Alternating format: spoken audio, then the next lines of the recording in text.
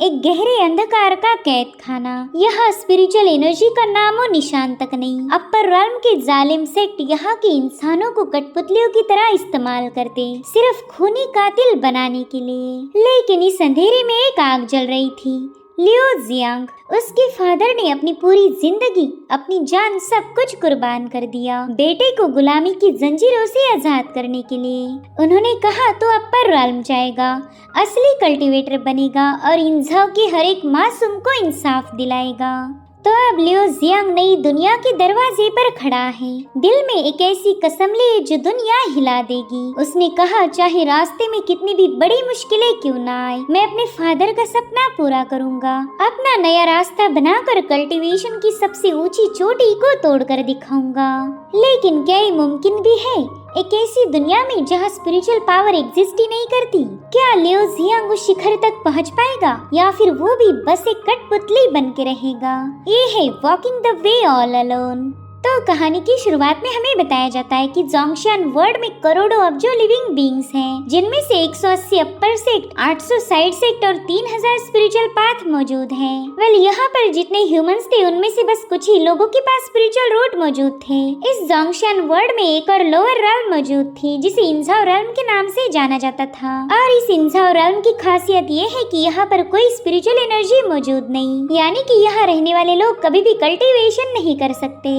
भले इंसाव में spiritual energy मौजूद नहीं, लेकिन यहाँ की जमीन पर बड़ी ही अजीब सी ब्लड एनर्जी पाई जाती थी और इसी का इस्तेमाल करके इंसाव के लोग मार्शल आर्ट और डार्क आर्ट को प्रैक्टिस कर सकते। सो इस तरह से जोंगशियान वर्ल्ड की इंसाव realm काफी ज्यादा अलग थी। तभी जोंगशियान वर्ल्ड के कल्टीवेटर्स ने देखा कि लोअर realm यानी कि इंसाव में करप्शन काफी ज्यादा बढ़ता जा रहा। यहाँ के पैसे वाले लोग कमजोरों को जैसे चाहे वैसे बुली कर सकते थे, मासूमों को मारा जाता। तो इसी वजह से अपर realm की 7 किलिंग सेक्ट ने यहाँ पर एक हॉल को एस्टेब्लिश किया जिसे कहा जाता है टियानजू असासिनेशन हॉल। इस हॉल को इंसाव के लोअर realm में बनाया गया था, जो कि यहाँ की फेमस असासिनेशन ऑर्गेनाइजेशन बन चुकी है। इस हॉल के असासिन 7 किलिंग सेक्ट के ऑर्डर्स पर उन लोगों का शिकार करते हैं जो कि बेरहम और इवल थे।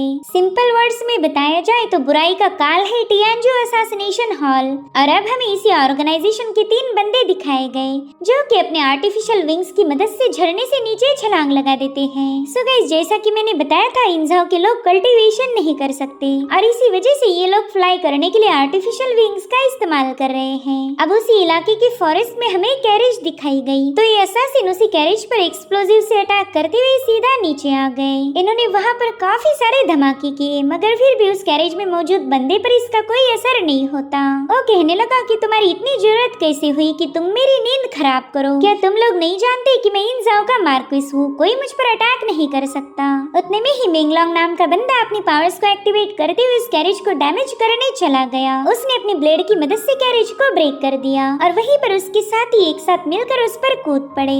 हालांकि उस मार्क्विस की बॉडी से बहुत ही स्ट्रॉन्ग एनर्जी रिलीज होने लगती है, जिसके चलते ये दोनों भी पीछे की तरफ पुश हो जाते हैं। पर यहाँ पर हम इस कहानी के हीरो लियो जियांग को देख पाते हैं, जिसे पता चल चुका था कि मार्क्विस ने प्रोटेक्टिव टैलिस्मान का यूज किया है। तो मार्क्विस से कहने लगा कि टियानजू असासिन हॉल तुम्हारी जिंदगी तुमसे छीनने आया है, इसलिए तुम्हारी ये पैंतरेबाजी यहाँ पर नहीं चलने वाली। जिस पर बंदा कहने लगा कि तुम्हारे जैसे बेवकूफ ज्यादा दिनों तक इस दुनिया में सरवाइव नहीं कर सकते, तुम्हें पता ही नहीं कि तुम किससे पंगे ले रहे हो। तभी मेंगलोंग उससे कहता है कि टियानशिंग, तुमने मासूम लोगों को जान से मारकर उनकी बहु बेटियों के साथ जबरदस्ती की, तुम्हारे क्राइम्स माफी के लायक नहीं। साथ ही शाओजिंग कह रही थी कि हेवन ने हमें यहाँ भेजा है ताकि तुम्हारा सिर कलम करके हम उन विक्टिम्स को जस्टिस दिला पाए। जो सुनकर वो बंदा हंसते हुए कहने लगा कि चलो फिर देखते हैं तुम तीनों में कितना दम है। और अब इन तीनों ने टियानशिंग पर अटैक करना शुरू कर दिए। हालांकि टियानशिंग के प्रोटेक्टिव टैलिस्मान काफी ज्यादा स्ट्रॉन्ग होने की वजह से इनका कोई भी अटैक उस पर हिट नहीं हो पाता। उल्टा उसने ही अपनी पावरफुल एनर्जी का यूज कर इन तीनों को पीछे की तरफ ढकेल दिया। और अब टियानशिंग उन्हें बताता है कि मैं ब्लैक ड्रैगन सेक्ट का डिसाइपल हूँ और हमारे सेक्ट की तुम्हारी 7 किलिंग सेक्ट से कोई दुश्मनी नहीं, मगर फिर भी तुमने बेवजह मुझ पर अटैक कर दिया। क्या तुम्हें 7 किलिंग सेक्ट की पनिशमेंट से डर नहीं लगता? मेरे ख्याल से तुम अपनी मर्जी से ही अपने सेक्ट के रूल्स को ब्रेक करके यहाँ आए हो। वहीं पर मिंगलोंग कहने लगा कि इसका ब्लैक ड्रैगन सेक्ट तो इमॉर्टल सेक्ट में से एक है। वहीं पर शाओचिंग भी काफी ज्यादा शॉक होते हुए कहने लगी कि इन झाओ में तो कभी कोई कल्टीवेटर पाया नहीं जाता, फिर ये बंदा यहाँ पर कैसे पहुँच गया? तो जियांग उसे केयरफुली ऑब्जर्व करते हुए सोचने लगा कि ये बंदा एक कल्टीवेटर है, इसके पास टैलिस्मान, हेवी आर्मर और जायंट सोर्ड भी है। साथ ही इसका डिफेंस भी काफी ज्यादा सॉलिड होने की वजह से हम इस पर हमला नहीं कर पा रहे। और सबसे इम्पोर्टेंट बात, ये बंदा सिर्फ खुद को डिफेंड कर रहा, इसने अभी तक हम पर कोई हमला नहीं किया। तो जियान तुरंत ही उससे कहने लगा कि टियानशिंग, अगर तुम वाकई कल्टीवेटर हो तो क्यों ना अपना हेवी आर्मर हटाकर हमें अपना चेहरा दिखाओ। मगर टियानशिंग ने ऐसा करने से मना कर दिया। तो ये लोग एक बार फिर से उस पर अटैक करना शुरू कर देते हैं। तो इस बार टियानशिंग भी फाइट बैक करने लगा। उसने तो अपने एक एक पंच में ही मिंगलोंग और शाओचिंग को जमीन पर पटक दिया था। तब तक जियांग उससे निपटना शुरू कर देता है और इसी मौके का फायदा उठाते हुए शाओचिंग ने उस बंदे के आर्मर को थोड़ा सा ब्रेक कर उसमें अपनी तलवार पियर्स कर दी। मगर वो अकेला बंदा इन तीनों पर भारी पड़ गया था। उसने इन तीनों को उठाकर काफी दूर पटक दिया और इसी दरमियान जियांग एक मैजिकल आर्टिफैक्ट का यूज करते हुए उस पर कई सारे अटैक करने लगा। और ये अटैक इतने ज्यादा पावरफुल थे कि टैलिस्मान होने के बावजूद भी वो बंदा थोड़ा सा घायल हो गया। इसी मौके का फायदा उठाते हुए तीनों से खत्म करने की कोशिश करने लगे। जियांग ने अपनी तलवार सीधे उसमें पियर्स कर दी थी, जिसके चलते वो बंदा पीछे की तरफ पुश हो गया। इतना ही नहीं, जियांग के साथी भी उसे मारने के लिए जंप लगा देते हैं। तो उस बंदे ने अपनी सोर्ड को शटर करते हुए इन दोनों को घायल करके पटक दिया। वेल, यहाँ पर जियांग भी टियानशिंग के सामने कमजोर पड़ गया था, मगर उसने अभी तक हार नहीं मानी। दोस्तों, दरअसल ये असैसिनेशन हॉल के लोग बस कॉम्बैट में ही माहिर थे। इनके पास कोई कल्टीवेशन पावर नहीं और ना ही कोई स्पिरिचुअल एनर्जी, मगर फिर भी जियांग ने अपनी तलवारबाजी के दम पर उस बंदे के आर्मर को डैमेज कर दिया था। जो देख टियानशिंग कहता है कि मुझे तो लगा ही नहीं था कि तेरे जैसा मामूली सा असासिन मुझे इतना ज्यादा तंग करेगा। जिस पर जियांग कहता है कि तेरे पास जितने भी प्रोटेक्टिव मैजिकल टूल्स हैं, वो भले ही दिखने में पावरफुल होंगे, मगर असल में वो सर्वाइवल के लिए काफी ज्यादा मामूली है। मेरे ख्याल से तुम ऐसे बंदे हो जिसे तुम्हारा ब्लैक ड्रैगन सेक्ट फिलहाल मरवाना नहीं चाहता। हाँ, मगर आज न कल वो तुम्हें खत्म करने की कोशिश करेगा। जो सुनकर तो बंदा उस पर काफी ज्यादा भड़क जाता है। तो जियांग उससे कहने लगा, जरा सोचो, अगर तुम्हारे पास स्पिरिचुअल रूट होते तो क्या तुम्हारा ब्लैक ड्रैगन सेक्ट तुम्हें इस इंसाव रल में छोड़ता? यहाँ पर तो कोई स्पिरिचुअल पावर मौजूद नहीं और इसी वजह से तुम काफी ज्यादा भड़के हुए हो। सच बताओ तो मुझे तुम पर तरस आ रहा कि तुम्हारी सेक्ट ने तुम्हें ऐसी रूखी सूखी दुनिया में भेज दिया। यहाँ पर तुमने अपनी नफरत उतारने के लिए न जाने कितने ही सारे इवल कामों को अंजाम दिया और इसी वजह से मैं जियांग टियानजू असैसिनेशन हॉल का मेंबर हेवन के बिहाफ में तुम्हें फिनिश कर दूंगा। जो सुनते साथ ही वो बंदा जोर जोर से हंसते हुए बताने लगा कि मेरा बाप long vending foundation establishment level का एक ट्रू कल्टीवेटर है, तो वो तेरे टियानजू असैसिनेशन हॉल को जरूर से सबक सिखाएगा। मगर जियांग पर इस धमकी का कोई असर नहीं होता। वो तो सीधे टियानशिंग की तरफ भागते हुए कुछ मंत्राज को दोहराने लगा और तभी उसके आंखों से बहुत ही स्ट्रॉन्ग डिवाइन पावर रिलीज होने लगती है। इनफैक्ट उसने इसी पावर का इस्तेमाल करते हुए उस बंदे के अटैक को डिस्ट्रॉय कर दिया। वेल, इस टेक्निक को डिवाइन पनिशमेंट कहा जाता था और उसी का इस्तेमाल करते हुए जियांग उस पर एक जोरदार पंच हिट कर देता है, जिससे वो बंदा चट्टानों को पियर्स करते हुए काफी ज्यादा घायल हो गया। तब तक जियांग हवा में छलांग लगाते हुए सीधे उस पर कूद पड़ा और यहाँ पर उसने टियानशिंग पर कई सारे पंचेस हिट कर दिए थे, जो कि इतने ज्यादा पावरफुल है कि वो पूरा इलाका उससे कांप उठा और फाइनली जियांग ने उस ईवल बंदे को खत्म कर दिया था। इधर शाओचिंग मिंगलोंग से कहने लगी कि जियांग के पास तो डिवाइन पावर्स है, क्या हमने अभी भी अपने प्लान को अंजाम देना चाहिए? जिस पर मिंगलोंग कहता है कि अब पीछे हटने से कोई फायदा नहीं होने वाला और उतने में शाओचिंग ने सीधे जाकर उस पर अपनी तलवार से अटैक कर दिया। मगर जियांग ऑलरेडी इसके लिए तैयार था। वो उसके अटैक को डॉज करते हुए एक साथ ही इन दोनों का मुकाबला करना शुरू कर देता है और यहाँ पर उसने डिवाइन पनिशमेंट टेक्निक का इस्तेमाल करते हुए इन दोनों को जकड़कर जमीन पर पटक दिया। जिसके बाद वो इनसे पूछता है कि शायद अब तुम दोनों मेरा अच्छा दोस्त बनने की एक्टिंग को कंटिन्यू नहीं करना चाहते। मैं तो पहले से ही जानता था कि तुम दोनों दोस्ती की आड़ आड़ में मुझे मारना चाहते हो। मेरे ख्याल से ये सब तुमने असेंशन असेंबली की वजह से किया।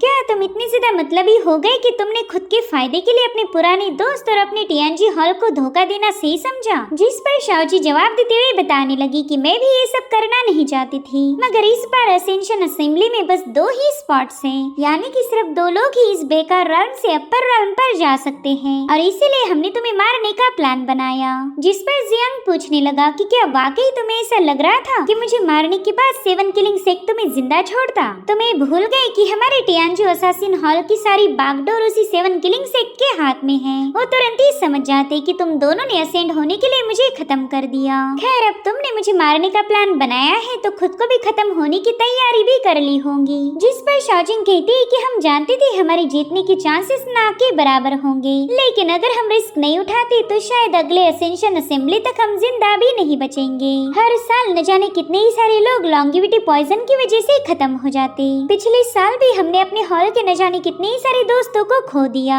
तो हो सकता है कि इस बार हमारा भी नंबर लग जाए और फिर हमें कभी भी असेंशन असेंबली में पार्टिसिपेट करने का मौका ही ना मिले। जिस पर जियांग कह रहा था कि मैं जानता हूँ लॉन्गेविटी पॉइजन धीरे धीरे करके हमारी लाइफ स्पैन को ड्रेन कर रहा है, लेकिन ये तो हमारी ही चॉइस थी। सो गाइस, यहाँ पर मैं बताना चाहूंगी कि जो भी टियानजू हॉल को ज्वाइन करेगा उसकी बॉडी में पॉइजन भी इंसर्ट किया जाएगा ताकि वो बंदा कभी भी टियानजू हॉल के साथ गद्दारी ना कर पाए। और ये सारी प्लानिंग थी 7 किलिंग सेक्ट की। दरअसल वो टियानजू हॉल का मिसयूज करके अपने लिए पावरफुल ह्यूमन वेपन बनाना चाहता है। जो भी बंदा टियानजू हॉल को ज्वाइन करेगा वो कभी भी 7 किलिंग सेक्ट को छोड़कर नहीं जा सकता, क्योंकि ज्वाइनिंग के वक्त ही उनके बॉडी में पॉइजन को इंसर्ट किया जाता है। अगर इस पॉइजन को हटाना है तो इन्हें अपर realm में जाकर कल्टीवेट करना होगा और इसी वजह से इन दोनों ने मिलकर अपने ही दोस्त को धोखा दिया था। तभी जियांग उनसे कहने लगा कि लॉन्गेविटी पॉइजन को हमारी बॉडी से रिमूव करने का एक और तरीका है, मार्शल आर्ट की प्रैक्टिस करना बंद कर दो, एक मॉर्टल जैसी जिंदगी को लीड करो और वो पॉइजन अपने आप खत्म हो जाएगा। जिस पर शाओजिंग कहने लगी कि बिना मार्शल आर्ट के तो हम अपाहिज बन जाएंगे, ऐसी बेकार जिंदगी जीने से अच्छा है अपर realm में असेंड होने के लिए कोशिश करो। साथ ही मेंगलोंग उससे कहता है कि जियांग हमारा मजाक उड़ाना बंद कर, हम सब के सब असासिन से, मगर फिर भी तूने हमेशा राइचस होने का दावा किया। मैं तो तेरी इस नौटंकी से काफी टाइम पहले ही तंग आ गया था, इसलिए क्यों ना तुम्हें खत्म करके मैं एक असासिन होने का सबूत दूं। और इतना कहते साथ ही उसने जियांग पर अटैक करना शुरू कर दिए। साथ ही साथ उसने अपने एक मार्शल आर्ट टेक्निक को भी एक्टिवेट कर लिया था, जिसे रैम्पेजिंग ड्रैगन ट्रांसफॉर्मेशन कहा जाता था। और अब वो जियांग को खत्म करने के लिए उस पर कूद पड़ा, मगर जियांग ने दोबारा से डिवाइन पनिशमेंट का यूज करते हुए एक ही सेकंड में उसके अटैक को डिस्ट्रॉय कर उसे जमीन पर पटक दिया था। साथ ही साथ वो सीधे उसके सीने पर सवार होकर मेंग को जमीन पर घसीटने लगा। और अब उसकी तलवार भी जियांग के ही हाथ में थी, जिसे वो सीधे मेंग पर पॉइंट कर देता है। यहाँ पर मेंग हैरान होते हुए कहने लगा कि तुम तो काफी ज्यादा पावरफुल हो, मगर तुमने जानबूझकर अपनी असली ताकत को हाइड करके रखा।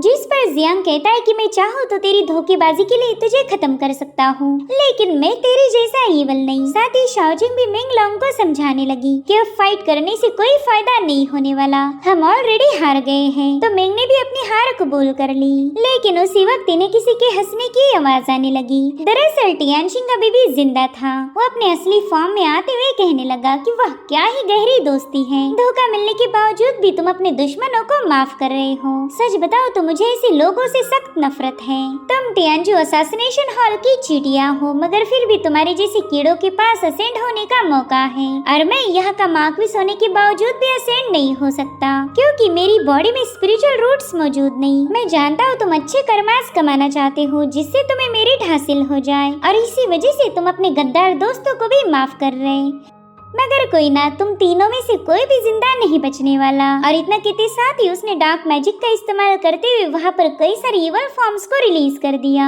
जो कि इन तीनों को चारों ओर से घेर लेते हैं। उन इवल्स फॉर्म ने तो बड़ी तेजी के साथ जियांग के दोस्तों को अपने वश में कर लिया। ये सब देखकर जियांग समझ गया था कि ये तो पपेट कंट्रोलिंग टेक्निक है, इसलिए जियांग ने डिवाइन पनिशमेंट का इस्तेमाल करते हुए इन इवल फॉर्म्स को तुरंत ही डिस्ट्रॉय कर दिया। साथ ही उसे अपने दोस्तों की फिक्र हो रही थी, क्योंकि वो दोनों भी पूरी तरह से उस ईवल पपेट के कब्जे में थे और अब उन्होंने जियांग पर अटैक करना शुरू कर दिए। मगर जियांग डिवाइन पावर का यूज करके मिंगलोंग पर काउंटर अटैक कर उसे वहीं पर नॉकआउट कर देता है। तब तक शाओचिंग उस पर अटैक करने पहुंच गई थी, तो जियांग ने अपने एक ही वार में उसकी सोड को ब्रेक कर उस पर भी एक जोरदार पंच हिट कर दिया, जिसके बाद वो टियानशिंग पर हमला करने रवाना हो जाता है। इन दोनों के दरमियान जबरदस्त मुकाबला शुरू हो चुका था, मगर टियानशिंग तो बिना आर्मर्स के ज्यादा देर तक जियांग के सामने टिक नहीं पाता और फाइनली जियांग ने डिवाइन पनिशमेंट का यूज करके उसका काम तमाम कर दिया। वेल, टियानशिंग के मरने के बावजूद भी उसके दो ईवल पोजीशन से आजाद नहीं हुए थे, जो देख जियांग की आंखों में आंसू आ गए। उसे पता था कि उसके पास इन दोनों को खत्म करने के अलावा और कोई ऑप्शन नहीं, इसलिए मेंग जैसे उस पर अटैक करने गया, जियांग ही उसके गले को स्लिट कर देता है, जिसके चलते मेंग की वहीं पर मौत हो गई। तब तक शाओचिंग उस पर स्ट्राइक हिट करने पहुंच गई थी। हालांकि जियांग ने उसे भी अपने एक ही स्लैश में घायल कर दिया, जिसके चलते वो उस ईवल पोजीशन से बाहर आ जाती है और जियांग से कह रही थी कि हमने तुम पर अटैक किया ताकि हम सरवाइव कर पाए। इस दुनिया में जीने के लिए बस एक ही ऑप्शन है, जो कि है असेंशन। तो प्लीज हमें ब्लेम मत करना, हमें अपने किए पर शर्मिंदगी है। और तभी जियांग को इन दोनों का डिस्कशन याद आया। मिंगलोंग शाओचिंग को बता रहा था कि इस बार असेंशन के लिए बस 2 ही स्पॉट्स मौजूद हैं और अगर बात जियांग की जाए तो उसके पास ना ही स्पिरिचुअल रूट्स है और ना ही डिवाइन पावर्स, मगर फिर भी मास्टर हमेशा उस लूजर को ही फेवर करते आए, इसलिए हमें उसे रास्ते से हटाना पड़ेगा। तो शाओचिंग उससे पूछने लगी कि बताओ फिर तुम्हारा क्या प्लान है, हमने उसे मार दिया तो हम मास्टर के सामने क्या जवाब देंगे। जिस पर मिंगलोंग कहता है कि ये तो बड़ा ही आसान है, हम उन्हें बता देंगे कि मार्क्विस टियानशिंग को मारते वक्त जियांग भी घायल हो गया था, बस हमें उस मार्क्विस को खत्म करते वक्त इस पर भी अटैक करने पड़ेंगे और तुम ये मत समझो कि हम उसे धोखा दे रहे। जोंगशियान की दुनिया में सिर्फ स्ट्रॉन्ग ही जिंदा बच सकता, वहाँ पर स्पिरिचुअल रूट और डिवाइन पावर्स का होना लाजमी है। अगर जियांग को वहाँ पर असेंड किया भी गया तो भी ये वहाँ पर कोई कारनामा नहीं कर पाएगा, तो उसे वहाँ जाने का चांस ही क्यों दे। वेल, इन दोनों की ये सारी बातें सुनकर जियांग को काफी ज्यादा बुरा लग रहा था। उसे हर्ट हुआ कि उसके दोस्त सिर्फ असेंशन के लिए उसके खिलाफ हो गए। वो कहता है कि कोई भी चीज इस दुनिया में अनंत काल के लिए टिक नहीं सकती, हम सबको मिट्टी में मिल जाना है। और फिर उसके आंखों के सामने उसके दोनों दोस्त इसी मिट्टी में मिल चुके। जियांग को उनकी मौत का काफी ज्यादा अफसोस था। अब अगले सीन में हम वेंडिंग को देख पाते, जो कि टियानशिंग का फादर था। उसने देखा कि उसके बेटे की तो मौत हो चुकी, तो वो अपनी मैजिकल पावर का इस्तेमाल करते हुए पता करने लगा कि यहाँ पर एग्जैक्टली हुआ क्या था। उसने देखा कि टियानशिंग ने मरने से पहले टियानजू असासिन हॉल का जिक्र किया था, तो वेंडिंग को पता चल गया है कि उसके बेटे को टियानजू असासिन हॉल ने खत्म किया। वो कह रहा था कि 7 किलिंग सेक्ट अपने लिए सन की कुत्तों को इस हॉल में पाल रहा है, मगर आज उन्होंने अपनी हद पार कर दी। टियानजू हॉल ने मेरे बेटे को खत्म करके सबसे बड़ी गलती की है। अब अगले सीन में हमें टियानजू असासिनेशन हॉल का सीन दिखाया गया, जहाँ पर हम मास्टर सियान को देख पाते हैं, जो कि सोल लैंप वॉल के पास खड़े थे। वो काफी ज्यादा मायूस होकर कहने लगे कि जिंदगी काफी ज्यादा मुश्किल है, जन्म से लेकर मौत होने तक हमें ढेर सारी सफरिंग को फेस करना पड़ता। जिनसे नफरत है उन्हें मार दो और जिनसे मोहब्बत है उनसे अलग हो जाओ, हम में से तो कोई आजाद नहीं हो पाया। सो गाइस, यहाँ पर मास्टर सियान ये सब इसलिए बोल रहे थे क्योंकि उनका ये टियानजू असासिन हॉल 7 किलिंग सेक्ट के ऑर्डर पर काम करता था, यानी कि इनकी जिंदगी और मौत सबका कंट्रोल है 7 किलिंग सेक्ट के पास। और उतने में जियांग वहाँ पर पहुँच गया। वो तुरंत ही अपने मास्टर को ग्रीट करके बताता है कि मार्क्विस टियानशिंग को एग्जीक्यूट कर दिया गया, मगर हमें पता चला कि वो बंदा ब्लैक ड्रैगन सेक्ट के कल्टीवेटर का बेटा है,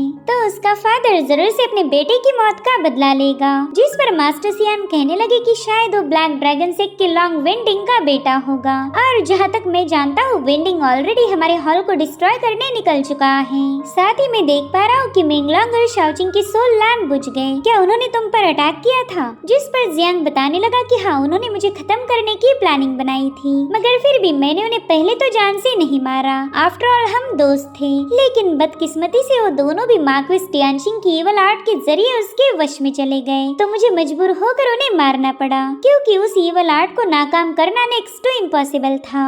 जो सुनकर एल्डर सियान भी मायूस हो गए। वो कहते हैं कि यहाँ पर ऐसा कौन है जो किसी के हाथ की कठपुतली ना बना हो? हम में से कोई भी अपनी मर्जी से जी नहीं सकता, हम सब 7 किलिंग सेक्ट के हाथ की कठपुतलियां हैं, और इसीलिए मैंने तुम्हें बताया था कि जल्द से जल्द यहाँ से दूर चले जाओ। अब मेरी बात मानकर तुम सेंट्रल हेवन वर्ल्ड में जाओगे। तुम्हें अपनी स्पिरिचुअल रूट्स को जितनी जल्दी हो सके अवेकन करना है, ताकि तुम अपनी कल्टीवेशन की जर्नी की शुरुआत कर कर सको। तुम्हें पहला ची रिफाइनिंग और फिर फाउंडेशन एस्टेब्लिशमेंट को अचीव करना होगा, उसके बाद ही तुम पावरफुल रैंकिंग में शुमार हो जाओगे और उसी दिन तुम्हें असली आजादी बहाल होगी। तो जियांग कहता है मास्टर मैं आपको डिसअपॉइंट नहीं करूंगा, बताए अब मुझे क्या करना है। तो मास्टर कहने लगे कि वेंडिंग के मैटर को मैं खुद ही हैंडल कर लूंगा, उसकी फिक्र तुम मत करो। मैंने तुम्हें लॉन्गेविटी पॉइजन को डिस्ट्रॉय करने की टेक्निक बताई थी, तो क्या तुमने उस टेक्निक को मेमोराइज कर लिया? जिस पर जियांग कहने लगा कि हाँ, मैरो क्लींजिंग और बॉडी ट्रांसफॉर्मेशन आर्ट आपने मुझे इन्हीं दो टेक्निक को मास्टर करने के लिए बताया था। तो जैसे ही मेरी कल्टीवेशन की जर्नी शुरू हो जाए मैं इन दोनों टेक्निक्स पर काम करूंगा।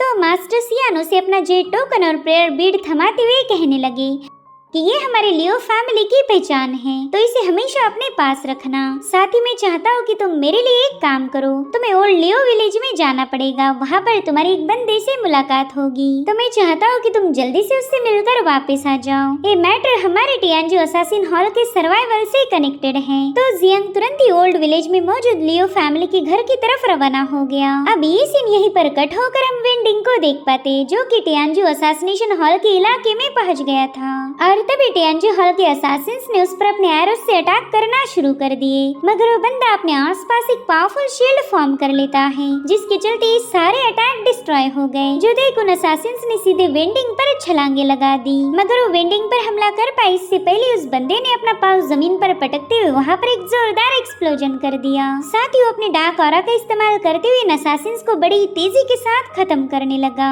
इधर मास्टर सियान को भी सिग्नल नजर आ रहे थे, वो समझ गए कि वेंडिंग अपने बेटे का बदला लेने के लिए यहाँ पर पहुँच चुका है। वहीं दूसरी तरफ जियांग मास्टर की कहने पर ओल्ड विलेज के घर में एंटर करता है। उसे तो कोई खबर ही नहीं थी कि टियानजू हॉल में तबाही मच गई। वेंडिंग बड़ी आसानी से इन असासिन्स का खात्मा करने लगा था, क्योंकि ये बस मार्शल आर्ट वाले असासिन थे और वो ठहरा एक कल्टीवेटर, जिसके चलते इनकी पावर्स में कोई कंपैरिजन नहीं थी। वेंडिंग ने अपनी थंडर पावर का इस्तेमाल करते हुए न जाने कितने ही सारे बंदों को जलाकर राख कर दिया। वहीं दूसरी तरफ जियांग उस रूम को चेक कर रहा था और तभी अचानक से वहाँ पर एक बैरियर सेटअप हो जाता है। जियांग ने तो उसे खोलने की काफी सारी कोशिश की, मगर उसके पास भी कोई कल्टीवेशन नहीं थी जिसका यूज करके वो यहाँ से आजाद हो सके। और तभी मास्टर सियान का विजन उसके सामने आ गया। वो जियांग से कहते हैं कि बेवजह अपनी एनर्जी को जाया मत करो। उन्हें वहाँ देख जियांग काफी ज्यादा पैनिक हो जाता है। वो उनसे पूछ रहा था कि मास्टर आप मुझे यहाँ पर सील क्यों कर रहे हो, क्या मैंने कोई गलती कर दी? और अब ये सीन यहीं पर कट होकर हम मास्टर सियान को देख पाते हैं, जो कि एक शील्ड बनाकर वेंडिंग के थंडर अटैक से खुद को बचा रहे थे।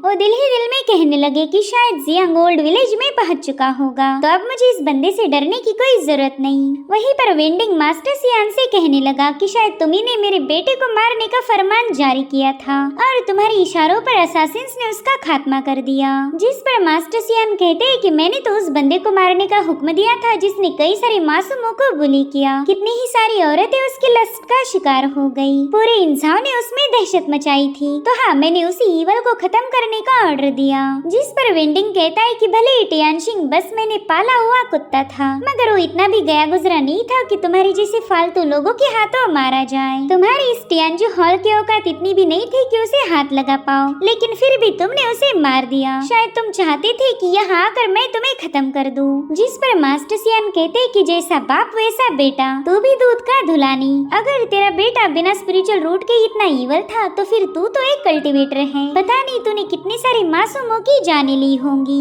जिस पर वेंडिंग कहता है कि उसकी तो मैं गिनती भी भूल चुका हूँ। खैर अब तूने मेरे बेटे को मार ही दिया है तो क्यों ना तेरा ये टियानजू असैसिनेशन हॉल उसका कंपेनियन बने। जिस पर एल्डर सियान कहते हैं कि तुम तो एक कल्टीवेटर होकर भी अपने बेटे को राइचस पाथ पर चलना नहीं सिखा पाए। तुमने उसे एक मॉन्स्टर बनाया और आज जब उस मॉन्स्टर को उसके किए की सजा मिली तब तुम हमारे सेक्ट को डिस्ट्रॉय करने आ गए। तुम भी अच्छे से जानते हो कि तुम्हारा बेटा सिर्फ मौत ही डिजर्व करता था, तो एक सच्चे कल्टीवेटर बनो और यहाँ से दफा हो जाओ। जिस पर वेंडिंग अपनी एनर्जी से उन पर अटैक करते हुए कहने लगा कि स्पिरिटलेस लैंड पर मेरी हुकूमत है, यहाँ पर बस मेरे ही नियम चलते। वहीं पर मास्टर सियान ने फटाफट से उसके अटैक को डिस्ट्रॉय कर दिया और अब वो भी अपनी मार्शल आर्ट का इस्तेमाल करते हुए थंडर को रिलीज कर वेंडिंग का मुकाबला करना शुरू कर देते हैं। इधर उनका विजन जियांग को बता रहा था कि एक स्पेसिफिक टाइम पर ये रेस्ट्रिक्शन अपने आप फट जाएगा। वेल, मैंने तुम्हें यहाँ पर इसलिए बुलाया ताकि मैं तुम्हारे साथ कुछ इम्पोर्टेंट बातें डिस्कस कर सकूं। मैंने तुम्हें 16 सालों तक प्रोटेक्ट किया, लेकिन अब इससे ज्यादा मैं तुम्हारा साथ नहीं दे पाऊंगा। जो सुनते साथ ही जियांग काफी ज्यादा पैनिक हो जाता है। उस विजन को हाथ लगाने की कोशिश करने लगा, लेकिन मास्टर सियान एक एनर्जी में बदल जाते हैं। वो कह रहे थे कि हमारे टियानजू असासिन हॉल में जो सोल लैंप वॉल थी, उसी की मदद से 7 किलिंग सेक्ट हम पर नजर रखता आ रहा। जब तक सोल लैंप वॉल एग्जिस्ट करेगी तब तक हमारे सेक्ट का कोई भी बंदा 7 किलिंग सेक्ट से छुप नहीं सकता।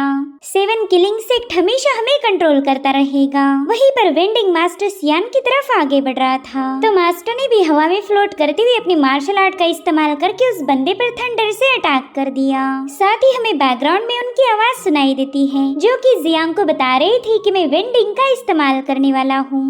उसके हाथों से सोल लैंप वॉल डिस्ट्रॉय हो जाएगी और हम हमेशा के लिए 7 किलिंग सेक्ट के कंट्रोल से आजाद हो जाएंगे। मैं जानता हूँ कि मैंने बहुत बड़ा दाव खेला। टियानजू असासिन हॉल का हर एक बंदा आज मारा जाएगा, लेकिन हम जिंदा ही कब थे जो मौत का अफसोस मनाए। हम तो हमेशा से ही दूसरों के इशारों पर नाचते आ रहे, मगर आज मैं मरने से पहले तुम्हें 7 किलिंग सेक्ट से आजाद करना चाहता हूँ। ये सारी बातें सुनकर जियांग काफी ज्यादा मायूस हो गया। वहीं दूसरी तरफ मास्टर सियान वेंडिंग के हाथों बुरी तरह से घायल हो चुके थे।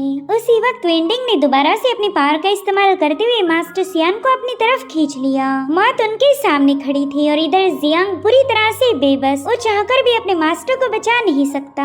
इसलिए वो गुस्से में आकर उस बैरियर पर पंचेस हिट करने लगा, लेकिन इस बार तो डिवाइन पनिशमेंट भी इस बैरियर को ब्रेक नहीं कर पाती। मास्टर जियांग से बता रहे थे कि प्रेयर बीड्स को कभी भी खुद से अलग मत करना और साथ ही अपने डिवाइन पावर्स को हाइड करके रखो। जब आगे चलकर तुम काफी ज्यादा पावरफुल बनोगे तब शायद तुम्हें पता चलेगा कि मैंने ऐसा क्यों किया था। तुम्हारी आजादी के लिए कीमत चुकाना काफी ज्यादा जरूरी था। सो मैं चाहता हूँ कि तुम जल्दी से अपनी कल्टीवेशन की जर्नी की शुरुआत करो। तुम्हें स्पिरिट बटरफ्लाई सेक्ट में एडमिशन लेनी पड़ेगी और वहाँ पर अच्छे से कल्टीवेट करना। उसके बाद तुम्हें कांगजाओ के टियानशिंग माउंटेन पर जाना पड़ेगा, जहाँ तुम्हें अपनी मदर को ढूंढना है। बस एक बात हमेशा याद रखो कि 7 किलिंग सेक्ट से कभी कोई कनेक्शन मत बनाना। इसी दरमियान वेंडिंग ने मास्टर सियान को काफी ज्यादा घायल कर दिया। साथ ही हमें सोल लैंप वॉल पर बस 2 ही लैंप्स ग्लो होते हुए नजर आते हैं। एक था मास्टर सियान का और दूसरा था जियांग का। इधर मास्टर सियान पर डोमिनेशन साबित करने के बाद वेंडिंग काफी ज्यादा खुश था और वहीं पर मास्टर सियांग दोबारा से उसे भड़काने लगे। वो कह रही थी कि मैंने तुम्हारे लूजर बेटे को खत्म कर दिया, तो क्या तुम उसके बदले मेरे टियानजू असासिन हॉल को पूरी तरह से मिटा दोगे? जबकि मास्टर सियान तो दिल ही दिल में यही चाहते थे कि ये बंदा इस हॉल को पूरी तरह से खत्म कर दे, ताकि दोबारा कभी भी 7 किलिंग सेक्ट इस हॉल के नाम पर किसी और को कंट्रोल ना कर पाए। वो वेंडिंग को बता रहे थे कि तुम्हारे बेटे ने न जाने कितनी सारी फैमिलीज का खात्मा किया, जिन्होंने अपनों को खोया बस वही उस तकलीफ को समझ सकते हैं। जिस पर वेंडिंग कहने लगा कि इस दुनिया में 2 रैंकिंग के लोग हैं, एक तो हायर रैंकिंग से बिलोंग करते हैं और दूसरे लोअर से। और अगर सच बताओ तो तुम्हारे जैसे लोअर रैंकिंग वाले लोगों की जिंदगी की कोई कीमत नहीं। तुम तो पैदा ही इसलिए होते हो ताकि पावरफुल लोग तुम पर अपना गुस्सा उतार पाए। मेरे सामने तुम्हारी औकात किसी कीड़े से कम नहीं। जिस पर मास्टर सियान जवाब देते हुए बताने लगे कि चाहे मैं लोअर रैंकिंग का ही क्यों ना हूँ, लेकिन इन सब के मासूम लोगों के लिए हमेशा फाइट करूंगा। तो वेंडिंग अपनी पावर्स को एक्टिवेट करते हुए कहने लगा कि ठीक है, मैं अभी तुम्हारी ये ख्वाहिश पूरी कर देता हूँ। यहाँ पर मास्टर सियान दिल ही दिल में कहने लगे कि ये बंदा फाउंडेशन एस्टेब्लिशमेंट का जीनियस है। इसका एक ही पावरफुल हमला इस सोल लैंप वॉल को डिस्ट्रॉय करने के लिए काफी हो जाएगा। बस अब जल्दी से ये बंदा मुझ पर हमला करे ताकि मेरे साथ ये सोल लैंप वॉल भी खत्म हो जाए। इस तरह से मेरा बेटा जियांग हमेशा के लिए 7 किलिंग सेक्ट से आजाद हो जाएगा। तब तक वेंडिंग ने अपने जायंट ब्लैक ड्रैगन को समन कर लिया था। वो अपनी एक ही स्ट्राइक में इस पूरे हॉल को मिटाना चाहता है। और अब वो ड्रैगन सीधे मास्टर सियान के सामने पहुंच गया। यहाँ पर मास्टर सियान दिल ही दिल में कहने लगे कि जियांग मुझे माफ कर दो, आज मुझे तुम्हारा साथ छोड़कर जाना पड़ेगा। और उतने में उस ब्लैक ड्रैगन ने सीधे उन पर अटैक कर दिया। इतना ही नहीं, उस ड्रैगन ने टियानजू हॉल को भी डिस्ट्रॉय करना शुरू कर दिया। बस थोड़ी देर में वो पूरा हॉल कोलैप्स हो चुका था। और अब यहाँ पर हम मास्टर सियान को देख पाते जो किसी हॉल के मलबे के नीचे दब चुके थे, मगर वो अभी भी वेंडिंग की तरफ देखकर स्माइल करने लगे ताकि वो उसे और ज्यादा प्रवोक कर पाए। तो वेंडिंग ने भी गुस्से में आकर उस हॉल पर एक और हमला कर दिया। वो कहता है कि तुमने मेरे बेटे को खत्म किया था और आज उसी के साथ तुम्हारा ये हॉल भी दफन हो गया। टियानजू असासिन हॉल को जलता हुआ देखकर वेंडिंग काफी जोर जोर से हंसने लगा। वो कह रहा था कि फाइनली मेरा मेरा बदला पूरा हो गया। वहीं दूसरी तरफ हम जियांग को देख पाते जो कि काफी ज्यादा मायूस था। वो कहता है फादर आपने हमेशा दो जिंदगियां जी, एक तो मेरे फादर की और दूसरी मेरे मास्टर की। आपने कभी भी किसी को पता नहीं लगने दिया कि मैं आपका बेटा हूँ, लेकिन मुझे नहीं लगता कि इससे कुछ हासिल हुआ। मेरे लिए आजादी आपसे ज्यादा बढ़कर नहीं थी और उतने में वहाँ का बैरियर हट जाता है। तो जियांग बड़ी ही तेजी के साथ अपने सेक्ट की तरफ रवाना हो गया। जब वो टियानजू हॉल पहुंचा वहाँ पर बस लाशें ही लाशें थी, जिन्हें देखते साथ ही जियांग काफी ज्यादा पैनिक हो गया। टियानजू हॉल भी पूरी तरह से जल चुका है। तो जियांग पागलों जैसे अपने फादर को ढूंढने लगता है। वो उन्हें पुकारते हुए वहाँ का मलबा हटाने लगा, मगर फिर भी उसे अपने फादर की लाश नहीं मिलती, इसलिए वो जोर जोर से चिल्लाते हुए रोने लगा।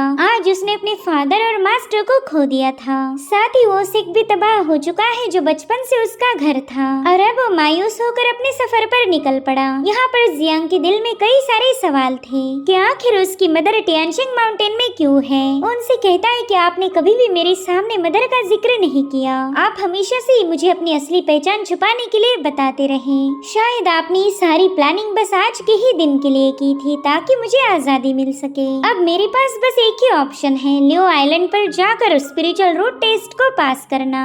उसके बाद मुझे स्पिरिट बटरफ्लाई सेक्ट में एडमिशन मिलेगी और फिर वहीं से मैं सेंट्रल हेवन वर्ल्ड में दाखिल हो सकता हूँ। उसी के बाद ही मेरी बॉडी में मौजूद लॉन्गेविटी पॉइजन रिमूव होगा। मेरी सर्वाइवल के लिए बस यही एक मौका है। आप चाहते थे कि मैं जिंदा रहूं और एक पावरफुल कल्टीवेटर बनूं, तो मैं जरूर से आपकी इन ख्वाहिशों को फुलफिल करूंगा। जियांग इतना तो समझ गया था कि उसके फादर ने कई सारी बातें उससे छुपा के रखी है। वो कहने लगा कि शायद मदर से मिलने के बाद ही मुझे सारी हकीकत पता चलेगी। जिसके बाद हमें लियो फैमिली का मेंशन दिखाया जाता है, जहाँ पर लियो फैमिली के पैट्रियार्क अपने बंदे को बता रहे थे कि 3 दिनों बाद स्पिरिचुअल रूट सिलेक्शन असेंबली होने वाली है। तो मैं चाहता हूँ कि लियोजिन और तुम उसमें काफी अच्छे से परफॉर्म करो, किसी भी कीमत पर हमारे लियो फैमिली को डिसअपॉइंट मत करना। तो बंदा पैट्रियार्क को अश्योरिटी देते हुए बताने लगा कि हम अपना बेस्ट देंगे। पैट्रियार्क सोच रहे थे कि असेंबली हमारे लिए काफी ज्यादा इम्पोर्टेंट है, तो इसमें कोई गड़बड़ी नहीं होनी चाहिए। वही दूसरी तरफ जियांग भी इसी टाउन में पहुँच चुका था और तभी उसे कुछ लोगों की बातें सुनाई देती हैं। वो कह रहे थे कि हमारा सीनियर ब्रदर काफी ज्यादा स्मार्ट है, ऑफ कोर्स वो लियो फैमिली के स्पिरिचुअल रूट टेस्ट को पास कर लेगा। जिस पर उनका सीनियर कहने लगा कि ऑफ कोर्स मैं उस एग्जाम को पास करूंगा और फिर मुझे स्पिरिट बटरफ्लाई सेक्ट में एडमिशन मिल जाएगी। लेकिन तुम लोग बिल्कुल टेंशन मत लेना, वहाँ जाने के बाद भी मैं तुम्हें मिस करूंगा। अगर मैं लियो फैमिली के एंसेस्टर का डिसाइपल बन गया तो मजा ही आ जाएगा। तो जियांग भी इसी टेस्ट के बारे में सोचने लगा। हर 22 सालों में एक बार स्पिरिचुअल रूट की टेस्ट को लिया जाता था, तो कई सारे लोग इस अपॉर्चुनिटी को मिस करना नहीं चाहते। और तभी हम लियो मिंग को देख पाते जो कि पैट्रियार्क के कहने पर लियोजिन को टाउन में लेकर आया था।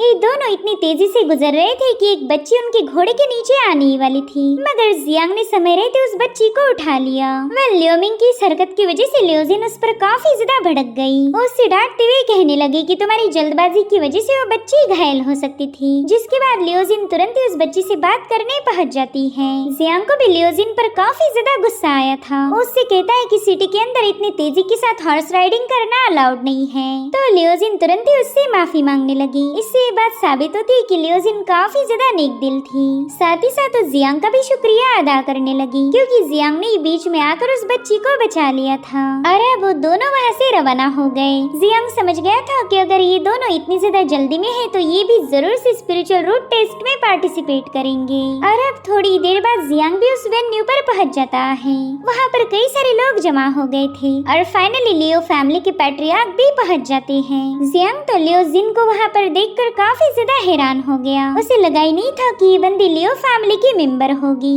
और अब लियो फैमिली का पैट्रियार्क वहाँ आए सभी लोगों का स्वागत करते हुए कहने लगा कि आज यहाँ पर spiritual root test assembly perform की जाएगी और इस बार हम 2 लोगों को सिलेक्ट करने वाले हैं जो कि हमारी इमॉर्टल सेक्ट यानी कि स्पिरिट बटरफ्लाई सेक्ट को ज्वाइन करेंगे। हमारी फैमिली के एंसेस्टर्स जी तो ऑलरेडी गोल्डन कोर रेल्म पर पहुंच चुके हैं, तो हो सकता है कि आज तुम में से ही कोई 2 बंदे उनके डिसाइपल बन जाए। जो सुनते साथ ही सभी लोग काफी ज्यादा खुश हो गए। और तभी पैट्रियार्क कहने लगे कि ब्लैक ड्रैगन सेक्ट हमारा दोस्त है, तो वहाँ के जीनियस एल्डर वेंडिंग को हमने यहाँ पर इनवाइट किया है। पर वेंडिंग को भी बुलाया गया था। इसी बंदे ने लियो जियांग के फादर को खत्म किया है, तो उसके यहाँ आने की वजह से लियो जियांग थोड़ा सा परेशान हो गया। उसे डर था कि वेंडिंग उसे पहचान न ले। साथ ही लियो जियांग के हाथ में उसके फादर ने दी हुई बीड्स थी, जो कि मेरे ख्याल से आगे उसे प्रोटेक्ट करेगी। वहीं पर वेंडिंग ने लियो क्लैन के पैट्रियार्क को हुक्म दिया कि जल्दी से सेरेमनी को शुरू किया जाए। सो गाइस, आज इस सेरेमनी में सभी के स्पिरिचुअल रूट्स चेक किए जाएंगे और जिन दो बंदों के पास स्पेशल रूट्स होंगे सिर्फ उन्हें ही बटरफ्लाई सेक्ट में एडमिशन मिलेगी। यानी कि यहाँ पर बस 2 ही स्पॉट्स अवेलेबल हैं। और उतने में ही लियो क्लैन के पैट्रियार्क ने एक टैलिस्मान के जरिए वहाँ मौजूद स्पिरिचुअल पेड़ को अवेकन कर लिया।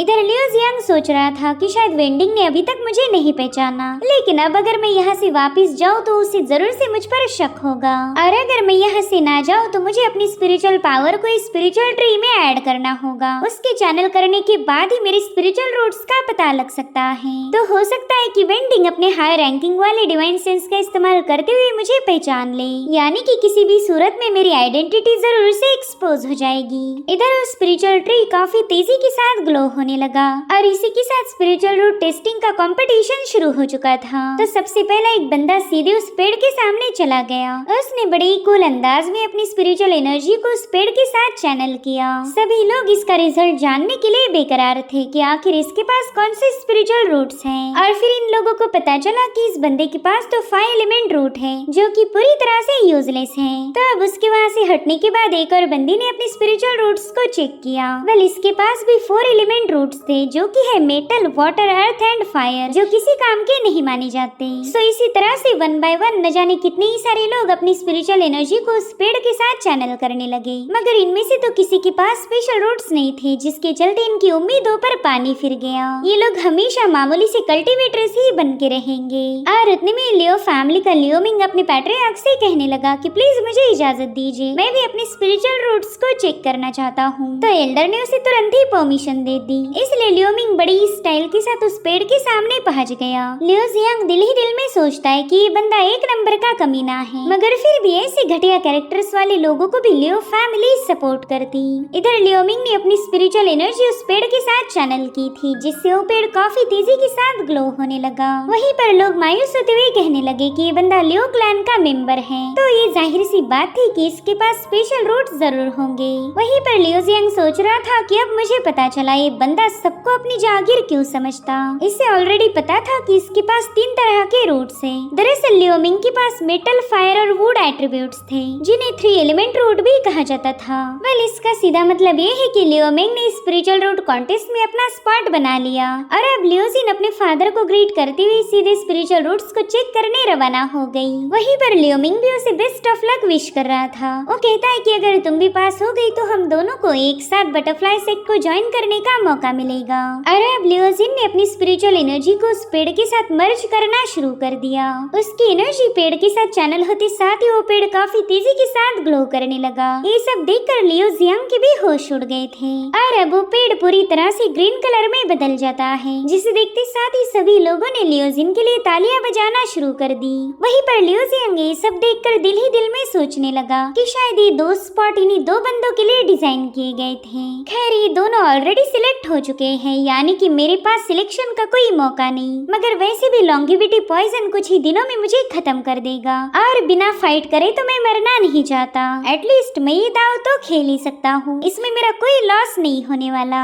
वहीं पर लियो क्लैन के पैट्रियार्क काफी ज्यादा खुश हो गए, क्योंकि लियो जिन के पास सबसे स्पेशल रूट्स थे, जिसे वाइल्ड एलिमेंट रेयर रूट भी कहा जाता है। यहाँ पर सभी लोग लियो जिन के लिए तालियां बजा रहे थे, क्योंकि ऐसे रूट हजारों सालों में किसी एक के पास ही पाए जाते। सब एग्जामिनर सबको बताने लगा कि वैसे तो स्पिरिचुअल रूट टेस्टिंग में 2 ही स्पॉट अवेलेबल थे, जो कि ऑलरेडी फिल हो चुके, मगर फिर भी हम किसी के साथ अनफेयर नहीं करना चाहते। अगर तुम में से किसी बंदे ने अभी भी अपने रूट्स को टेस्ट नहीं किया तो उसके पास एक और मौका है। वेल, यहाँ पर लियो जियांग काफी बड़ी कश्मकश में था। अगर वो आगे गया तो सीधे वेंडिंग की नजरों में आ जाएगा, और अगर वो खामोश रहा तो उसके हाथ से कल्टीवेटर बनने का मौका फिसल सकता है। इसलिए फाइनली लियो जियांग ने रिस्क उठाई। वो अपना टोकन शो करते हुए कहने लगा कि मैं लियो फैमिली का डिस्टेंट रिलेटिव हूँ, क्या मुझे परीक्षा देने का मौका मिल सकता है? जो सुनते साथ ही लियो फैमिली के पैट्रियार्क फटाफट से लियो जियांग का टोकन चेक करने लगे और फिर थोड़ी देर में ये कंफर्म हो गया कि ये एक जेन्युइन टोकन है। वो लियो जियांग से कहते हैं कि तुम तो ओल्ड विलेज से बिलोंग करते हो, काफी दिनों से हमने वहाँ से कोई खबर नहीं सुनी थी। इधर वेंडिंग ने जैसे ही लियो जियांग को देखा उसे तुरंत ही मास्टर सियान की याद आ गई। वो दिल ही दिल में सोचने लगा कि इस बंदे की ऑरा तो मास्टर सियान से काफी ज्यादा मिलती जुलती है, मगर जहाँ तक मुझे याद है मैंने टियानजू असासिन हॉल को पूरी तरह से डिस्ट्रॉय कर दिया था, वहाँ से एक भी बंदा जिंदा नहीं बच सकता। और उतने में वेंडिंग को याद आता है कि वहाँ पर एक सोल लैम्प टिमटिमा रहा था, तो हो सकता है कि ये बंदा उसी क्लैन का मेंबर हो। वेल यहाँ पर भले ही वेंडिंग ने लियो जियांग के ऑरा को पहचान लिया था, लेकिन वो बंदा अभी भी 100% श्योर नहीं है। इधर पैट्रियार्क लियो जियांग से कह रहे थे कि हाँ तुम हमारे लियो क्लैन के ही मेंबर हो, तुम्हें ये परीक्षा देने का पूरा अधिकार है। वेल यहाँ पर सभी लोग काफी ज्यादा हैरान थे, क्योंकि लियो जियांग की वजह से फाइनल रिजल्ट बदल सकते थे, मगर कुछ कल्टिवेटर्स को पूरा यकीन था कि ये बंदा भी हमारे जैसा ही लूजर होगा। वहीं पर लियो जिन भी लियो जियांग को वहाँ देखकर थोड़ी सी सरप्राइज हो गई। इधर जियांग सोच रहा था कि मेरे फादर ने हमेशा इसी पल का इंतजार किया और फाइनली आज मैं अपनी स्पिरिचुअल रूट्स को जान सकता हूँ। इतना कहते साथ ही जियांग ने अपनी स्पिरिचुअल एनर्जी को उस पेड़ के साथ चैनल किया। यहाँ पर वो अपनी मदर को काफी ज्यादा मिस कर रहा था। अगर आज वो इसमें पास हो गया तो अपनी मदर के साथ रियूनाइट हो सकता है। उसके पास अपनी किस्मत बदलने का बस यही आखिरी मौका था। और अब लियो जियांग अपनी आंखें खोलकर उस पेड़ को देखने लगा, मगर उस पेड़ ने कोई भी खास साइन शो नहीं किए थे, यानी कि उसके पास भी कोई स्पेशल रूट्स नहीं। और ये देख लियो जिन को उसके लिए काफी ज्यादा बुरा लगा। इधर जियांग सोच रहा था कि शायद इमॉर्टैलिटी की पाथ मेरे लिए बंद है, मैं भी दूसरों जैसे लॉन्गेविटी पॉइजन से मारा जाऊंगा। मैंने अपने फादर से जो वादा किया था मैं उसे पूरा करने में नाकाम रहा। और यही सोचते हुए जियांग मायूस होकर वहाँ से वापस लौटने लगा। इधर लियो फैमिली के पैट्रियार्क को भी जियांग के लिए काफी ज्यादा बुरा लग रहा था, मगर उतने में ही उस पेड़ से काफी स्ट्रॉन्ग एनर्जी रिलीज होने लगी, जो देख सभी लोग हैरान थे। वो पेड़ बड़ी ही तेजी के साथ ग्लो करते हुए अपने ऑरा को रिलीज करने लगा। इधर वेंडिंग इस नजारे को देखते साथ ही कहने लगा कि ये तो रूट अवेकनिंग है। साथ ही जियांग को याद आता है कि उसके फादर ने उसे बताया था कि सबसे पहला तुम्हें अपने स्पिरिचुअल रूट्स को अवेकन करना होगा। नॉर्मली तो स्पिरिचुअल रूट्स एक बच्चे के पैदा होते साथ ही अवेकन हो जाते हैं, लेकिन जियांग के केस में ऐसा नहीं हुआ था। वेल यहाँ पर जियांग के रूट्स तो अवेकन हो गए, लेकिन उसके पास कौन से रूट्स है ये बात अभी भी रिवील होना बाकी थी। और तभी उस पेड़ ने शो किया कि जियांग के पास बहुत ही स्पेशल रूट है, इसे earth and fire dual root कहा जाता था। पैट्रियार्क तो इन रूट्स को देखते साथ ही खुश होकर तालियां बजाने लगे, वो जियांग को शाबाशी दे रहे थे। और अब जैसे ही जियांग के रूट्स की अनाउंसमेंट हो गई सभी लोग खुशी से झूम उठे। यहाँ मौजूद हर एक बंदा जियांग के लिए खुश था। और अब पैट्रियार्क सीधे वेंडिंग से पूछने लगे कि सीनियर बताएं आपका इन बच्चों को लेकर क्या ख्याल है। जिस पर वेंडिंग कह रहा था कि मैं तो बस ऐसे ही इस गैदरिंग को विटनेस करने आया था, लेकिन आज पता चला कि लियो क्लैन के पास भी टैलेंट की कोई कमी नहीं, तुम्हारे पास तो एक ड्यूअल रूट वाला कल्टीवेटर भी मौजूद है। अब तो इस बात में कोई शक नहीं रहा कि तुम्हारे क्लैन का फ्यूचर काफी ज्यादा ब्राइट होगा। जब ये खबर मैं मेरे मास्टर को सुनाऊंगा तब उन्हें भी काफी ज्यादा खुशी होगी। और इतना कहते साथ ही वेंडिंग उन्हें अलविदा कहते हुए वहाँ से निकल पड़ा, मगर तभी जियांग को देखकर वो वहीं पर रुक जाता है। यहाँ पर उसने अपने डिवाइन सेंसेस को एक्टिवेट कर लिया था और उसके ऐसा करते साथ ही लियो जियांग ने पहनी हुई बीड्स अपने आप ग्लो करने लगी। वेल यहाँ पर वेंडिंग जियांग से कह रहा था कि बच्चे तुझे देखकर ऐसा लग रहा है कि हम पहले भी कहीं पर मिल चुके हैं। जिस पर जियांग कह रहा था कि हमारे इंसाओं में तो कोई स्पिरिचुअल एनर्जी मौजूद नहीं, तो ये हो ही नहीं सकता कि मेरी सीनियर से कहीं पर मुलाकात हुई हो। जिस पर वेंडिंग कह रहा था हाँ बिल्कुल सही कहा, अब तुमने स्पिरिचुअल रूट एग्जाम को पास कर लिया है, यानी कि तुम्हारी कल्टीवेशन की जर्नी की शुरुआत होगी। तो मैं चाहता हूँ कि तुम अपनी इन स्पेशल रूट्स के एबिलिटी का पूरा फायदा उठाओ, काफी कड़ी मेहनत करना ताकि तुम कल्टीवेशन की बुलंदियों को छू पाओ। भले ही वेंडिंग यहाँ पर काफी अच्छी बातें कर रहा था, लेकिन उसका असली मकसद तो कुछ और ही है। वो तो बस जियांग को बातों में उलझाकर उसकी हकीकत को जानना चाहता है। और ये बात जियांग को भी समझ आ गई। मगर तभी उसे याद आता है कि उसके फादर ने उसे प्रेयर बीड्स दी थी और इन्हीं बीड्स ने जियांग की ऑरा को छुपा दिया, जिसके चलते वेंडिंग भी उसकी ऑरा को ट्रेस नहीं कर पा रहा था। वो दिल ही दिल में कहता है कि इस लड़के की स्पिरिचुअल पावर काफी ज्यादा फ्लिकर कर रही और मेरा डिवाइन सेंस इतना ज्यादा पावरफुल होने के बावजूद भी इसे ठीक से प्रोब नहीं कर पा रहा। मेरे ख्याल से इसके पीछे का रीजन है इसके स्पेशल रूट्स। भले ही मैं उसके ओरिजिन को समझ नहीं पा रहा, लेकिन ये बात तो कंफर्म है कि इस बंदे का बैकग्राउंड काफी ज्यादा मिस्टीरियस होगा और ना ही इस पर मैं कोई जबरदस्ती कर सकता, क्योंकि ये तो लियो क्लैन की टेरिटरी है। मगर कोई बात नहीं, इससे पूछताछ करने का मुझे कोई और तरीका ढूंढना होगा।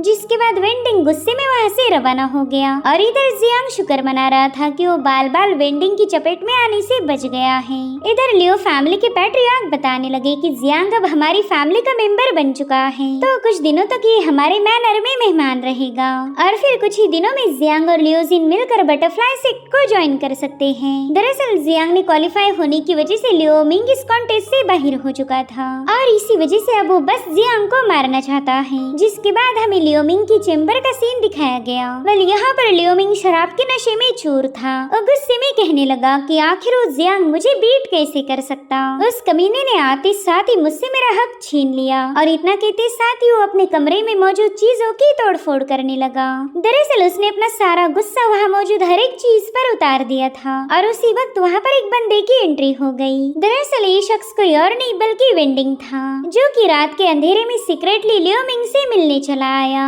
इनफैक्ट लियो मिंग भी उसे वहाँ देखकर काफी ज्यादा सरप्राइज हो जाता है। वो कह रहा था एल्डर आपका यहाँ पर आना कैसे हुआ? माफ करना मेरे कमरे की हालत काफी ज्यादा खराब है। जिस पर वेंडिंग कह रहा था कोई बात नहीं, मैं जानता हूँ तुम काफी ज्यादा गुस्से में हो। स्पिरिट बटरफ्लाई सेक्ट को ज्वाइन करने का तुम्हारे पास एक सुनहरा मौका था, लेकिन अब वो चांस तुम्हारे हाथ से निकल चुका है और यही वजह है कि तुम इतने ज्यादा गुस्से में हो। अगर वो बंदा सही टाइम पर वहाँ नहीं आता तो शायद ये मौका तुम्हें मिलता और तुम लियोजिन के साथ मिलकर स्पिरिट बटरफ्लाई सेक्ट को ज्वाइन कर लेते। तुम तो ये बात अच्छे से जानते हो कि हमारी दुनिया में जो भी पावर हाउस है उन्हें ही इज्जत दी जाती और बदकिस्मती से तुम इतने टैलेंटेड नहीं हो, जिसके चलते तुम्हारी ये हालत हो गई। जिस पर लियो मिंग कह रहा था कि हाँ अगर मेरे पास भी पावरफुल स्पिरिचुअल रूट्स होते तो बंदा कभी मुझे बीट नहीं कर पाता, लेकिन अफसोस के साथ कहना पड़ रहा कि मेरी किस्मत ने मेरा साथ नहीं दिया। तो वेंडिंग उसे दिलासा देते हुए कहने लगा कि भले ही तुम उस जियांग जितने टैलेंटेड नहीं हो, लेकिन इसका मतलब ये तो नहीं कि तुमने हमेशा दब के रहना चाहिए। इस दुनिया में डेस्टिनी और किस्मत को काफी ज्यादा माना जाता, लेकिन मुझे ऐसा लगता है कि किस्मत तो बस एक झूठ है। मामूली कमजोर लोगों ने अपनी नाकामियों को छुपाने के लिए किस्मत का इजाद किया। वो हमेशा अपनी कमजोरियों को किस्मत के नाम पर छुपा देते हैं। इसलिए मैं नहीं चाहता कि तुम अपनी इस नाकामी पर किस्मत का सील लगा दो।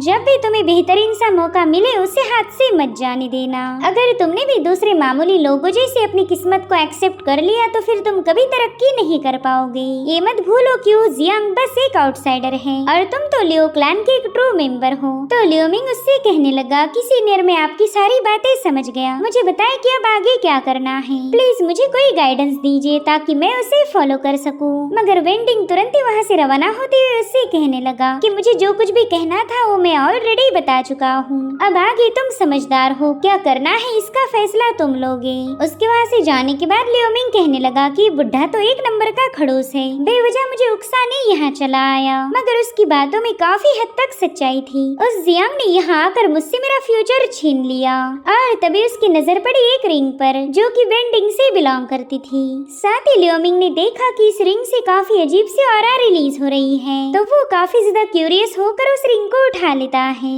और समझ गया था कि एल्डर वेंडिंग ने ही जानबूझकर इस रिंग को यहाँ पर छोड़ के रखा। चांसेस है कि इस रिंग को पहनने से मेरी पावर इंक्रीज हो जाए। तो लियो मिंग ने फटाफट से उस रिंग को पहन लिया। मगर ऐसा करते साथ ही लियो मिंग को काफी ज्यादा तकलीफ होने लगती है। एक अजीब किस्म की एनर्जी उसकी बॉडी में समाने लगी। लियो मिंग तो उस एनर्जी को रेजिस्ट करने की पूरी कोशिश करने लगा। उसे लग रहा था कि अगर वो इस रिंग को उतार दे तो सब कुछ सही हो जाएगा, मगर वो रिंग तो उसकी उंगली से बाहर निकलने का नाम ही नहीं ले रही थी। उसने ठान लिया कि वो लियो मिंग की बॉडी पर कब्जा कर लेगी। वेल यहाँ पर लियो मिंग दर्द के मारे जोर जोर से चिल्ला रहा था, मगर कोई उसकी आवाज नहीं सुन पाता। सो गाइस यहाँ पर हम जियांग को देख पाते जो कि अपने कमरे के सामने पहुंच चुका था। आज रात वो यहीं पर आराम करके कल सुबह बटरफ्लाई सेक्ट के लिए रवाना हो जाएगा। मगर उतने में लियो मिंग ने सीधे आकर उस पर स्नेक अटैक कर दिया, जिसे जियांग जैसे तैसे उसे काउंटर कर लेता है। उसने देखा कि लियोमिंग तो पूरी तरह से बदल चुका है। उसकी बॉडी से बहुत ही भयानक एनर्जी रिलीज हो रही थी।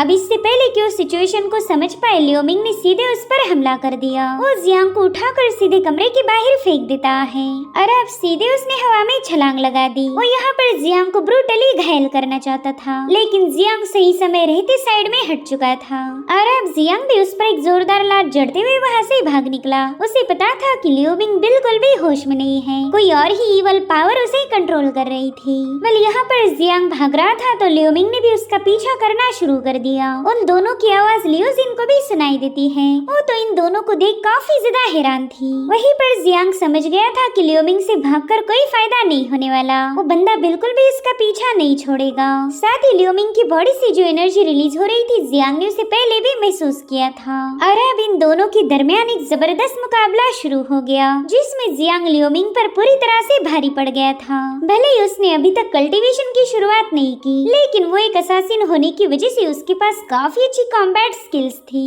अब यहाँ पर जियांग उसे बुरी तरह से घायल कर पाई, इससे पहले लियोजिन वहाँ पर पहुँच गई। उसने तो आते साथ ही जियांग के गले पर अपनी तलवार पॉइंट कर दी। वो उसे बताती है कि हमारे लियो फैमिली में इंटरनल कॉन्फ्लिक्ट नहीं होते, हमें आपस में फाइट करना अलाउड नहीं है, मगर फिर भी तुमने लियोमिंग पर हमला किया। अगर ये बात हमारे एल्डर्स को पता चली तो वो जरूर से तुम्हें खत्म कर देंगे। और उतने में ही लियोमिंग ने वहाँ आकर इन दोनों को उठाकर काफी दूर पटक दिया, जिसके बाद वो लियोजिन पर हमले करना शुरू कर देता है। बल यहाँ पर लियोजिन को अब समझ आ चुका था कि लियोमिंग की ही गलती है, उसने जियांग पर अटैक किया होगा।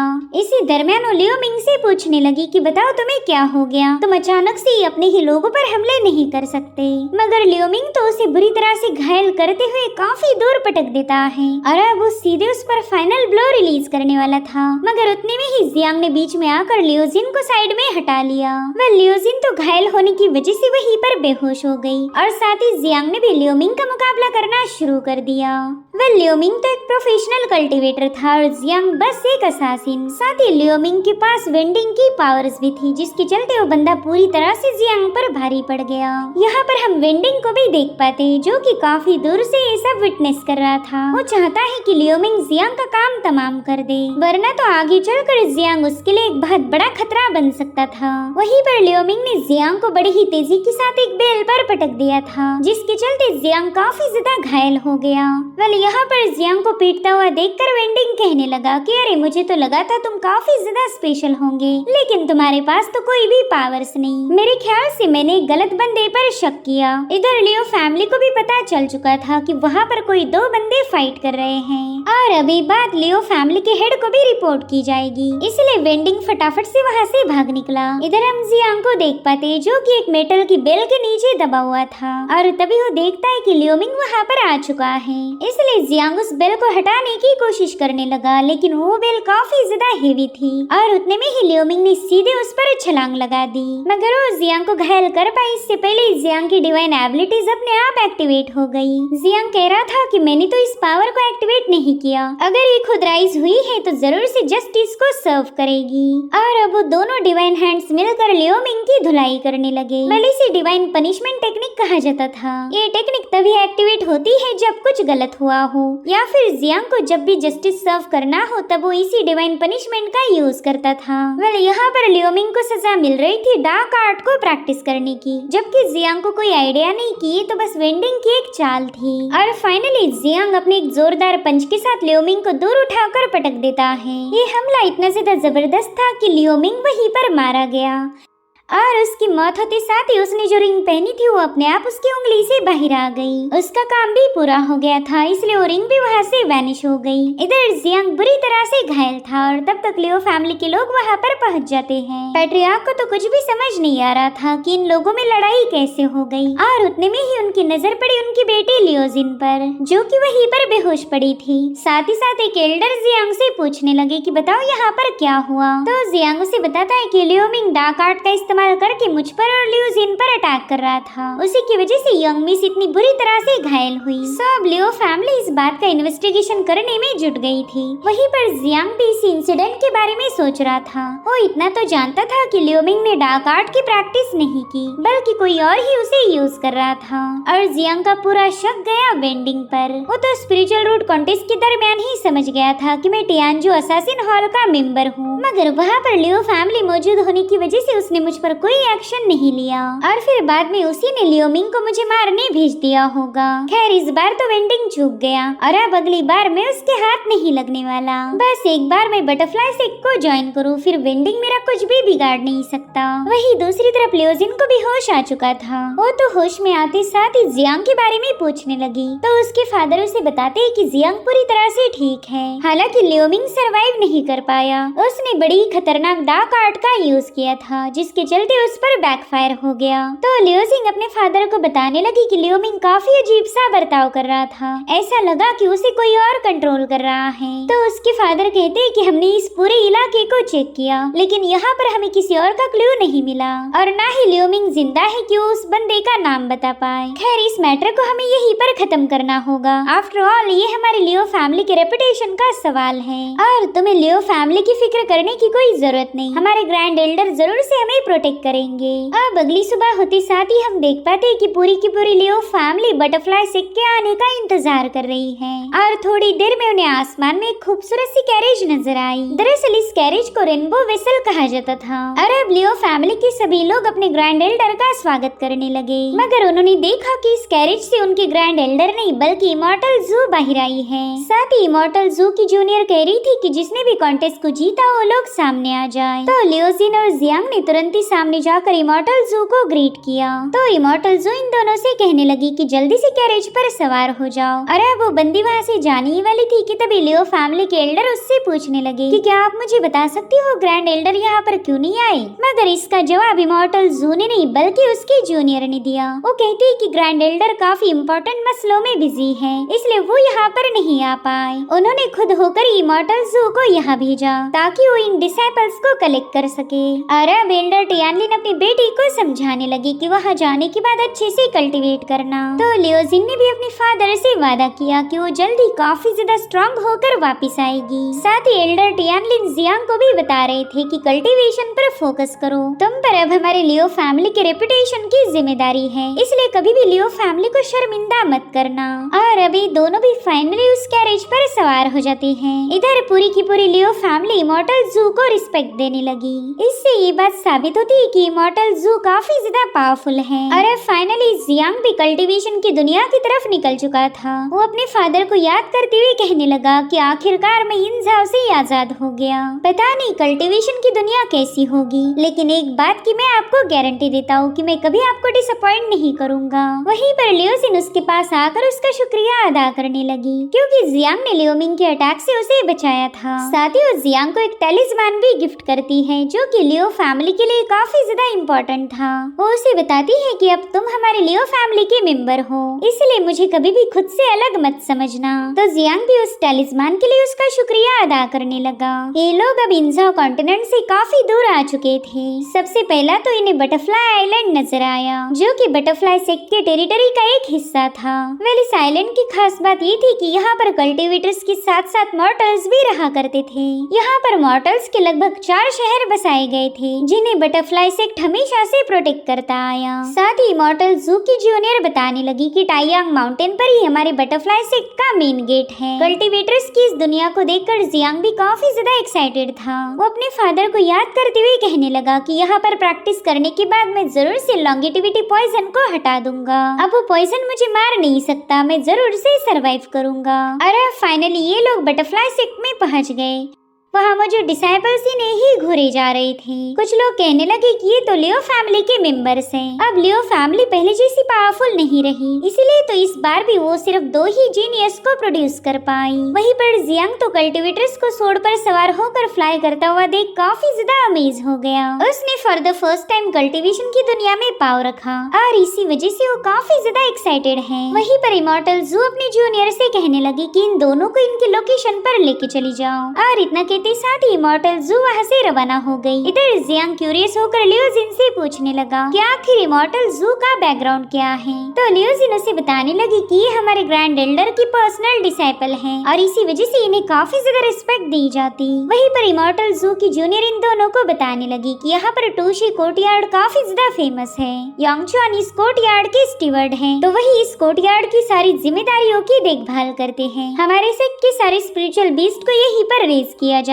और फिर बाद में उन्हें स्लॉटर करके उन्हें किचन तक पहुंचाया जाता है। तो आज से तुम दोनों इसी टूशी कोर्टयार्ड में प्रैक्टिस करोगे। अब ये सुनकर लियोजिन थोड़ी सी शॉक हो गई। उसे ये समझ नहीं आ रहा था कि वो यहाँ पर कल्टीवेटर बनने आई है या फिर कसाई। तो तुरंत ही उस बंदी से कहने लगी कि सीनियर लान, यहाँ पर कुछ तो गड़बड़ी जरूर हुई है। दरअसल हमें बताया गया था कि हमें कल्टीवेशन की ट्रेनिंग दी जाएगी, मगर आप कह रही हो कि हमें स्पिरिचुअल बीस्ट का खात्मा करना होगा। तो सीनियर लांग उससे कहती कि अगर तुम्हें टूशी कोर्टयार्ड में प्रैक्टिस करने भेजा है तो इसके पीछे जरूर से कोई मकसद होगा। साथ ही यहाँ पर कई सारे बदलाव हुए हैं। तो इमॉर्टल जू ने बताया था कि तुम दोनों को सतर्क रहना पड़ेगा। अब लियो फैमिली की यहाँ पर कोई डोमिनेंस नहीं चलती। साथ ही सीनियर लान ने इन दोनों की कॉस्ट्यूम भी बदलवा दिए। वो इन दोनों को स्टोरेज बैग देते हुए बताने लगी कि इसमें तुम अपना पर्सनल सारा सामान रख सकते हो। उसी स्टोरेज बैग में तुम्हें अपनी कल्टीवेशन के मैनुअल्स भी मिल जाएंगे। तो मैं चाहती हूँ कि उस मैनुअल का यूज करके तुम फटाफट से अपनी सी ऑफ कॉन्शियसनेस को ओपन करो।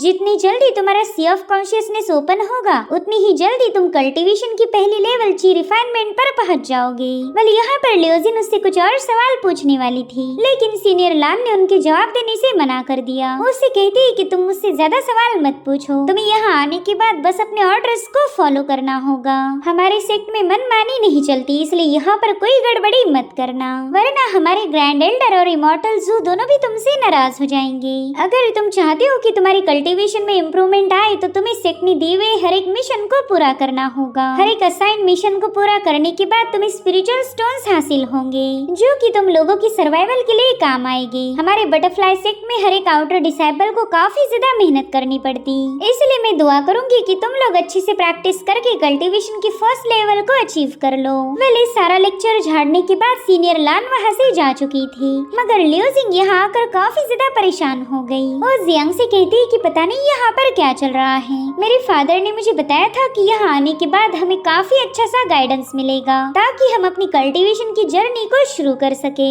हम लियो फैमिली के मेंबर्स हैं, तो हमें सीधे इनर कोर्टयार्ड में एडमिशन मिलनी चाहिए थी, मगर हमें तो सीधे आउटर कोर्टयार्ड का हिस्सा बना दिया। तुम बताओ अब हमने क्या करना चाहिए? जिस पर जियांग कह रहा था कि मेरे ख्याल से पहला हमने इस कोर्टयार्ड को चेक करना चाहिए। जब तक हमें यहाँ की सिचुएशन समझ नहीं आती तब तक हम कोई डिसीजन नहीं ले सकते। वह लियोजिन तो इस टूशी कोर्टयार्ड में पाँव भी रखना नहीं चाहती थी, लेकिन वो पूरी तरह से मजबूर है। और अब हम आउटर डिसाइपल के सीनियर ब्रदर गाओ को देख पाते हैं। सभी बंदे उसकी काफी ज्यादा खुशामद करते थे। वो उसे बताने लगे कि सीनियर, हम आपके हर एक ऑर्डर को फॉलो करेंगे, बस उसके बदले में हम चाहते हैं कि आप हमारी हिफाजत कीजिए, वरना यहाँ पर हमें बेवजह बुली किया जाएगा। जिस पर गाओ खुश होते हुए कहने लगा कि अब तुम लोगों को बिल्कुल भी फिक्र करने की कोई जरूरत नहीं, मेरे साथ रहकर तुम्हें काफी ज्यादा मजा आएगा, मेरे साथ रहकर तुम्हें अच्छा सा खाना मिलेगा और बढ़िया सी वाइन भी। जो सुनकर ये बंदे खुश होते हुए कहने लगे कि सीनियर, मानना पड़ेगा आप काफी ज्यादा इम्प्रेसिव हो। इधर लियोजिन और जियांग भी उसी कोर्टयार्ड में पहुंच गए थे जहाँ पर स्पिरिचुअल बीस्ट को स्लॉटर किया जाता, और इसी वजह से उन दोनों को वहाँ पर काफी ज्यादा स्मेल आने लगी। लियोजिन का तो यहाँ आते साथ ही मूड खराब हो गया। उसे तो लगा था कि यहाँ आते साथ ही उसे कल्टीवेशन करने का मौका मिलेगा, लेकिन अब उसकी सारी उम्मीदों पर पानी फिर चुका है। और अब ये दोनों गाँव और उसके चमचों के पास से गुजर जाते हैं। उतने में एक बंदे की इन दोनों पर नजर पड़ी, तो तुरंत ही गाँव को उनके बारे में बताने लगा। वो कह रहा था, सीनियर जरा देखिए, हमारे यहाँ पर नए डिसाइपल्स को एडमिशन मिल गई। नए डिसाइपल ये लफ्ज सुनते साथ ही गाँव भी काफी ज्यादा एक्साइटेड हो गया, और अब वो सीधे लियोजिन और जियांग के सामने कूद जाता है। और फिर उसने इन दोनों पर रौब झाड़ते हुए सवाल पूछने शुरू कर दिए। वो इनसे कहने लगा कि शायद तुम दोनों यहाँ पर नहीं आए हो, बताओ तुम कहाँ से बिलोंग करते हो। तो जियांग उसे बताने लगा कि हम लियो क्लैन के मेंबर हैं और हम इन जाओ से बिलोंग करते। जो सुनकर गाँव कहने लगा कि फिर तो आज के बाद तुम्हें मेरे साथ ही रहना पड़ेगा, अगर तुम मेरे ऑर्डर्स को फॉलो करो तो मैं तुम्हें काफी अच्छे से ट्रीट करूंगा। सीनियर गाओपिंग लियोजिन को बुली कर रहा था, उसके साथ फ्लर्ट करते हुए उसका नाम पूछता है। उसे लग रहा था कि भला ये नए डिसाइपल मेरा क्या ही उखाड़ लेंगे, लेकिन उतने में लियोजिन ने उसका हाथ मरोड़ते हुए उसे काफी जोरदार लात जड़ दी, जिससे तो वो बंदा उल्टा पुल्टा होकर भागकर सीढ़ियों पर जाकर पटक गया। उसके चमचे भी उसकी ऐसी हालत देखकर काफी ज्यादा पैनिक हो गए और उससे पूछते कि सीनियर आप ठीक तो हो ना, कहीं उस लड़की की लात जोर से तो नहीं पड़ी। तो गाओपिंग उन्हें चिल्लाते हुए बताने लगा कि जल्दी से जाकर उस बंदी की धुलाई कर दो। उसे पता चलना चाहिए कि ये उसके बाप का घर नहीं जहाँ पर वो अपनी मर्जी चलाए। जो सुनते साथ ही गाओपिंग के चमचे तुरंत ही लियोजिन पर हमला करने के लिए रवाना हो गए, लेकिन उतने में जियांग बीच में आ जाता है। वो तो उन दोनों बंदों को उठाकर गोल गोल घुमाते हुए उसके साथियों पर हिट कर देता है और उसी वक्त गाओपिंग भी जियांग पर अटैक करने के लिए कूद पड़ा। यहाँ पर वो जियांग पर एक जोरदार पंच हिट करने वाला था, लेकिन जियांग साइड में हटकर बड़ी कुल अंदाज में उसका पाँव पकड़ लेता है, जिसके चलते गाओपिंग सीधा जमीन पर पटक गया। जियांग उससे कह रहा था सीनियर गाओ, मेरे ख्याल से अब हमने यहीं पर रुक जाना चाहिए, लेकिन अब बात तो गाओपिंग के ईगो पर आई थी। उसने तो उठते साथ ही जियांग पर अटैक करने की कोशिश करी, मगर जियांग ने काफी आसानी के साथ उसके हर एक अटैक को डॉज कर दिया और एक बार फिर से वो गाओपिंग पर भारी पड़ गया था। गाओपिंग की ऐसी हालत देखकर लियोजिन की हंसी छूट गई। यहाँ पर जियांग उससे पूछ रहा था सीनियर क्या आपको अभी भी फाइट करनी है? तो गाओपिंग कह रहा था ना मेरे भाई, अब तो मेरा दिल पूरी तरह से भर गया है, प्लीज मुझे छोड़ दो। और उतने में उन्हें पीछे से किसी एल्डर की आवाज आई। उस आवाज को सुनते साथ ही गाओपिंग जानबूझकर घायल होने का नाटक करने लगा। दरअसल यहाँ पर एल्डर जुआन पहुंच चुका है, जो कि इस टूशे हॉल की स्टीवर्ड की पोजीशन को संभालता था। तो गाओपिंग ने तुरंत ही जाकर एल्डर जुआन के सामने इन दोनों की शिकायतें लगाई। साथ ही साथ वो इन दोनों पर ही पहले अटैक करने का इल्जाम लगा रहा था। अब यहाँ पर लियोजिंग उस मास्टर के सामने कुछ एक्सप्लेन कर पाए, लेकिन जियांग ने उसे इशारों में मना कर दिया, जिसके बाद वो दोनों भी एल्डर जुआन के सामने ग्रीट करते हैं। और अब एल्डर जुआन उन दोनों से कहने लगा कि शायद तुम लियो फैमिली के डिसाइपल्स हो, चलो मैं तुम दोनों को यहाँ का काम समझा देता हूँ। और अब हमें एल्डर शाह दिखाए जाते हैं, जो कि यहाँ मौजूद कल्टीवेटर से साफ सफाई करवा रहे थे। तब तक एल्डर जुआन भी इन दोनों को लेकर वहाँ पर पहुँच जाते हैं। दरअसल ये वही जगह थी जहाँ पर स्पिरिचुअल बीस्ट को स्ले किया जाता था। साथ ही उन्हें यहाँ पर एक आर्मर बीस्ट भी दिखाया गया। गाओपिंग बताता है कि ये बीस्ट काफी ज्यादा पावरफुल माना जाता। ऐसा कहा जाता कि इसकी आउटर शेल आयरन से भी स्ट्रॉन्ग है, ब्लेड या सोड इसे आसानी से स्लॉटर नहीं कर पाती। इनफैक्ट ये उन स्पिरिचुअल बीस्ट में से एक है जिन्हें स्ले करना सबसे ज्यादा मुश्किल माना जाता। अगर इसकी ताकत की बात की जाए तो इसके पास ची रिफाइनिंग रल्म वाले बंदे जितनी पावर्स होगी, यानी कि ये बीस्ट ची रिफाइनिंग रल्म पर ऑलरेडी ब्रेक थ्रू कर चुका है। वेल जियांग को तो ये बात पहली बार पता चली थी कि यहाँ के बीस्ट भी कल्टीवेट करते। और तभी एल्डर जुआन लियोजिन और जियांग को बताने लगा कि कल से तुम दोनों का टास्क होगा इन्हें आर्मर बीस्ट को स्ले करना। अब ये सुनते साथ ही ये दोनों भी काफी ज्यादा शॉक हो गए। जियांग कह रहा था कि वो बीस्ट ची रिफाइनिंग रल्म पर है, भला हम उसे कैसे मार सकते, हमने तो अभी तक कल्टीवेशन की शुरुआत भी नहीं की। तो जुआन कह रहा था कि ये तो तुम्हारी तकदीर पर निर्भर करेगा। मैं चाहता हूँ कि आज से ही तुम दोनों कल्टीवेशन की पहली रल्म पर ब्रेक थ्रू करने की कोशिश करो। तुम में से जो भी ची रिफाइनिंग रल्म पर पहुंचेगा वही इस बीस्ट को मार सकता है, और अगर तुम ब्रेक थ्रू करने में नाकाम रहे तो तुम दोनों को सीधे यहाँ से निकाल दिया जाएगा। हमारे सेक्ट को लूजर्स की कोई जरूरत नहीं। साथ ही जब तक तुम पहले लेवल पर नहीं पहुँचते तब तक हमारा कोर्टयार्ड तुम्हें कोई मदद नहीं करेगा। वेल इस बंदे की बातें सुनकर लियोजिन को काफी ज्यादा गुस्सा आ रहा था, मगर जियांग एल्डर जुआन के मुंह नहीं लगता। जिसके बाद एल्डर जुआन ने एल्डर शाह को हुक्म दिया कि इन दोनों को इनके कमरे दिखा दो। वहीं पर गाओपिंग कह रहा था कि अब यहाँ पर लियो फैमिली की नहीं चलती। इतना ही नहीं, वो बंदा तो एल्डर जुआन के भी कान भरने लगा। वो कहता है कि इन दोनों ने यहाँ आते साथ ही मेरी पिटाई लगा दी। आप कुछ ऐसा कीजिए कि इन दोनों को यहाँ पर जीना भी हराम हो जाए। तो एल्डर जुआन ने गाओपिंग के हाथ में पिल्स का पॉकेट थमा दिया। वो कह रहा था कि तुम्हारे पास काफी अच्छे स्पिरिचुअल रूट्स है, तो चलो इन पिल्स का इस्तेमाल करके जल्दी से ब्रेक थ्रू कर लो, और अगर तुम इसमें नाकाम हुए तो तुम्हें भी यहाँ से हटा दिया जाएगा। मैं चाहता हूँ कि तुम जल्दी से ताकतवर बन के इन दोनों बंदों को सबक सिखाने में मेरी हेल्प करो। जो सुनते साथ ही गाओपिंग तुरंत ही उसका शुक्रिया अदा करने लगा। दरअसल इस एल्डर जुआन की लियो फैमिली के साथ कोई पुरानी दुश्मनी थी, तो वो अपना सारा गुस्सा लियोजिंग और जियान पर उतार कर खुद को तसल्ली देना चाहता था। वहीं दूसरी तरफ एल्डर शाह ने इन दोनों को इनके कमरे दिखा दिए थे। वो कहते हैं कि कल सुबह होते साथ ही कोर्टयार्ड में पहुंच जाना, अगर वहाँ देरी से आए तो एल्डर जुआन तुम्हें पनिश करेगा, इसलिए बिल्कुल भी टाइम मिस मत करना। दरअसल एल्डर शाह को इन दोनों के लिए काफी ज्यादा बुरा लग रहा था। उन्हें पता था कि एल्डर जुआन इन्हें हर तरीके से बुली करेगा, और अब एल्डर शाह के वहाँ से जाते साथ ही लियोजिन जियांग से बात करने लगी। वो उससे कहती है कि थोड़ी देर पहले तुमने मेरी मदद की थी, उसके लिए तुम्हारा शुक्रिया। तो जियांग उससे कहता है मिसेस में थैंक यू बोलने की कोई जरूरत नहीं, आफ्टर ऑल हम दोनों भी एक ही फैमिली से बिलोंग करते हैं। साथ ही जियांग उससे कहने लगा कि मैं जानता हूँ आप यहाँ आने के बाद काफी ज्यादा मायूस हो, आपने इमेजिन भी नहीं नहीं किया था कि आपको आउटर डिसाइपल बनाया जाएगा, लेकिन समटाइम्स कुछ चीजें हमारे हाथ में नहीं होती, मगर हाँ, हालातों को बदलने का एक तरीका है। आपको कड़ी मेहनत करके सिचुएशन को चेंज करना होगा। वो लोग हमें जितना ज्यादा सप्रेस करेंगे, हमने खुद को उतना ही ज्यादा पावरफुल बनाना पड़ेगा। कोई हमें बुली करेगा तो हम भी उसकी धुलाई लगा देंगे, मगर ये तभी पॉसिबल हो सकता है जब हमारे पास कल्टीवेशन की पावर आ जाए। इतना स्ट्रॉन्ग बनो कि दूसरा कभी आपको प्रोवोक करने के बारे में सोचे भी ना। भले ही हम लोगों ने अभी तक कल्टीवेशन की शुरुआत भी नहीं की, लेकिन क्या पता हम आगे चलकर नेसेंट सोल लेवल पर पहुंच जाए। और आपके पास तो काफी स्पेशल स्पिरिचुअल रूट है। बचपन से ही आपको कल्टीवेशन का एडवांटेज मिला, तो आप उसी का फायदा उठाकर अपनी कल्टीवेशन को इम्प्रूव कीजिए। मुझे तो पूरा यकीन है कि आप ही हमारे लियो फैमिली की फ्यूचर सेंटेस बनोगी। जियांग की बातें सुनकर लियो जिंग के चेहरे पर स्माइल आ गई। साथ ही जियांग ने उसे काफी अच्छे से मोटिवेट किया था। उससे कहती कि मैं ची रिफाइनिंग रैम पर ब्रेक थ्रू करने की कोशिश करूंगी और तुम भी अच्छे से मेहनत करना। एक बात याद रखो, हम दोनों को एक साथ ही प्रोग्रेस करनी होगी, तभी जाकर तो हम इन लोगों के मुंह बंद कर पाएंगे।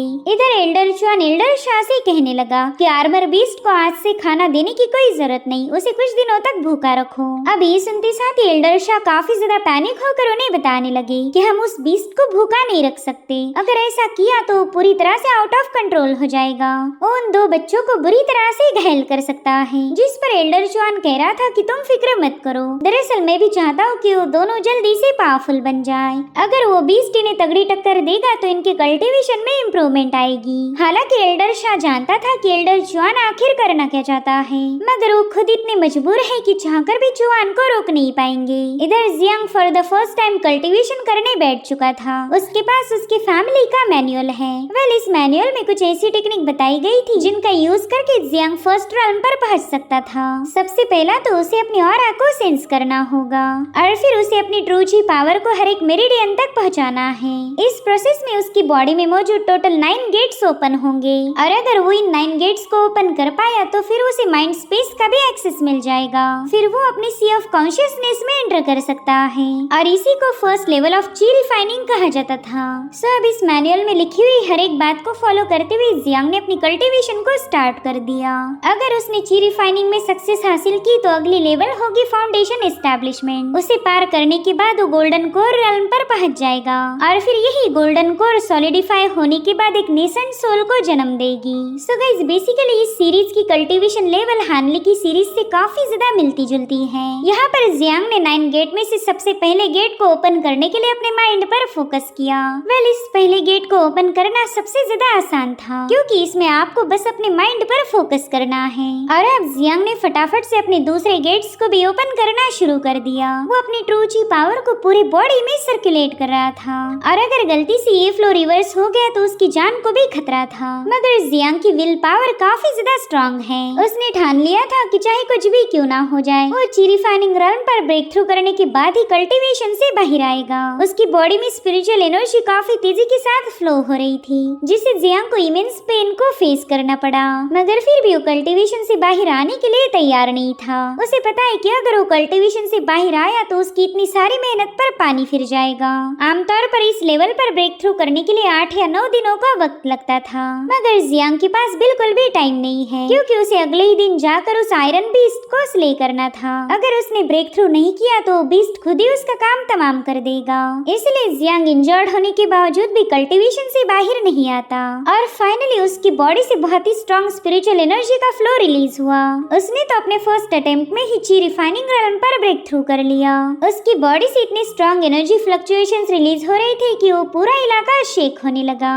दरअसल इस प्रोसेस में डिवाइन पनिशमेंट ने भी उसका साथ दिया था। वो दोनों डिवाइन हैंड अपने आप एक्टिवेट होकर जियांग का सपोर्ट करते हैं और फाइनली जियांग कल्टीवेशन से बाहर आ गया। उसने महसूस किया कि उसकी बॉडी में जो लॉन्गेविटी पॉइजन था वो अपने आप की ओर हो चुका है। साथ ही उसने ये भी नोटिस किया कि उसकी डिवाइन एबिलिटी अच्छे कामों में उसकी हेल्प करेगी। मगर इस डिवाइन एबिलिटी का इस्तेमाल करने के लिए जियांग को अच्छे मेरिट्स की जरूरत थी और मेरिट तभी हासिल होगा जब तुम कोई नेक काम करोगे।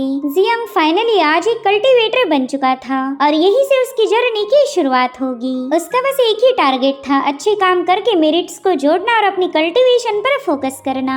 अब ये सीन यहीं पर कट होकर हमें बटरफ्लाई सेक्ट के एक चेम्बर का सीन दिखाया गया, जहाँ पर एक बंदी ने अपने सीनियर को खबर दी कि लियो फैमिली के 2 डिसाइपल्स यहाँ पर आ चुके हैं। फिलहाल उन्हें आउटर कोर्ट यार्ड में सेटल किया गया है। जो सुनते साथ ही उस बंदी का मास्टर थोड़ा सा खुश हो गया। अब वो सीनियर उस बंदी से कहता है कि वो दोनों मेरे लियो फैमिली के मेंबर हैं, इसलिए वो किसी भी कीमत पर दूसरों से पीछे नहीं रहने चाहिए। मैं चाहता हूँ कि उनकी प्रोग्रेस पर अच्छे से ध्यान दिया जाए। सो गाइस, मेरे ख्याल से ये बंदा लियो फैमिली का एंसेस्टर है। और अब हमें सीधे अगले दिन की कहानी दिखाई गई। पूरे कोर्टयार्ड के डिसाइपल को पता चल गया था कि लियो जिन और जियांग नए डिसाइपल होने के बावजूद भी इन्हें एक खतरनाक बीस्ट को स्ले करने का काम दिया है। ये तो इन दोनों के साथ सरासर नाइंसाफी हो गई। अगर ये लोग उस बीस्ट को स्ले नहीं कर पाए तो इन्हें सीधे सेक्ट से निकाल दिया जाएगा, या फिर ऐसा भी हो सकता है कि ये दोनों उस बीस्ट का शिकार हो जाए। पता नहीं एल्डर चुआन इन दोनों पर अपना पर्सनल गुस्सा क्यों उतार रहे। इधर जियांग तो उस बीस्ट के सामने जाकर खड़ा हो चुका था। बस आयरन बीस्ट ने भी अपनी पावरफुल एनर्जी वेव रिलीज करते हुए जियांग को दिखा दिया कि यहाँ पर तेरी नहीं बल्कि मेरी चलेगी।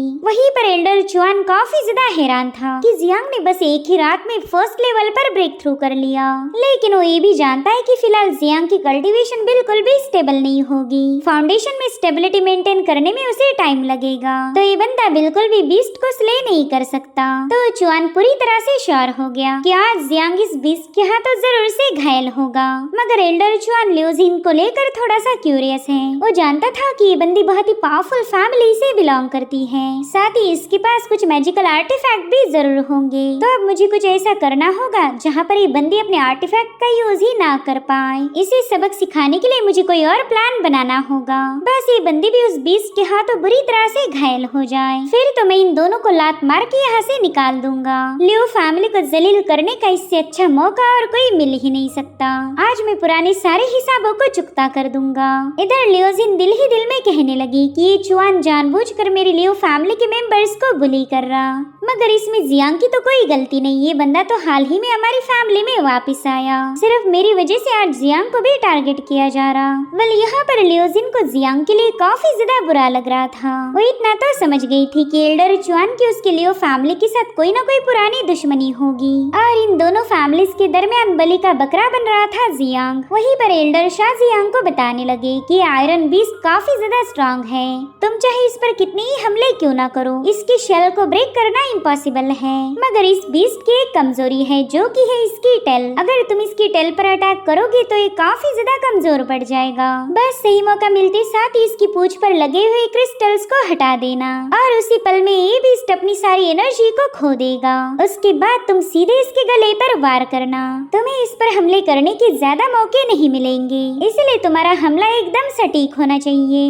अगर तुम इसमें जरा भी चूके तो ये बीस्ट तुम्हें बुरी तरह से इंजर्ड कर देगा। हो सकता है तुम्हारी बॉडी में मौजूद हर एक मेरिडियन शैटर्ड हो जाए। वहीं पर जियांग काफी केयरफुली उन्होंने बताई हुई हर एक इंस्ट्रक्शन को सुन रहा था। वहीं पर एल्डर शाह बताते हैं कि कोशिश करना कि ये बीस्ट आउट ऑफ कंट्रोल ना हो जाए। अगर ये बरज़क मोड पर चला गया तो तुम्हारा काफी ज्यादा नुकसान होगा। इधर एल्डर चुआन को पता था कि एल्डर शाह जानबूझकर जियांग को इतनी सारी जानकारी दे रहे। एल्डर शाह नहीं चाहते थे कि जियांग इस बीस्ट के हाथों मारा जाए, तो एल्डर चुआन ने उसे फटाफट से अपना मुंह बंद करने का हुक्म दिया। वो कहता है कि अगर तुम सारी बातें बता दोगी तो फिर ये बंदा उस बीस्ट को बड़ी आसानी से मार देगा। चलो अब जल्दी से साइड में हट जाओ, मुझे हमारे डिसाइपल की पावर्स को विटनेस करना है। जो सुनते साथ ही एल्डर शाह ने अपना स्पीयर सीधे जियांग के हाथ में थमा दिया। साथ ही वो जियांग को देखकर काफी ज्यादा अफसोस जता रहे थे। वेल, यहाँ पर जियांग भी उनके एक्सप्रेशन से समझ गया था कि एल्डर शाह को उसके लिए बुरा लग रहा है, लेकिन उसकी विल पावर स्ट्रांग है। उसने पहले ही ठान लिया था कि वो आसानी से हार नहीं मानेगा। साथ ही वो ये भी जानता है कि कल्टीवेशन की जर्नी आसान नहीं होगी, उसे ऐसे ही न जाने कितने ही सारे लाइफ एंड डेथ बैटल को फेस करना होगा, तभी जाकर तो वो इस कल्टीवेशन की दुनिया में अपना नाम बना सकता है। तो जियांग बेखौफ होकर उस बीस्ट का मुकाबला करने के लिए तैयार हो गया, और इसी के साथ एपिसोड यहीं पर एंड हो जाता है।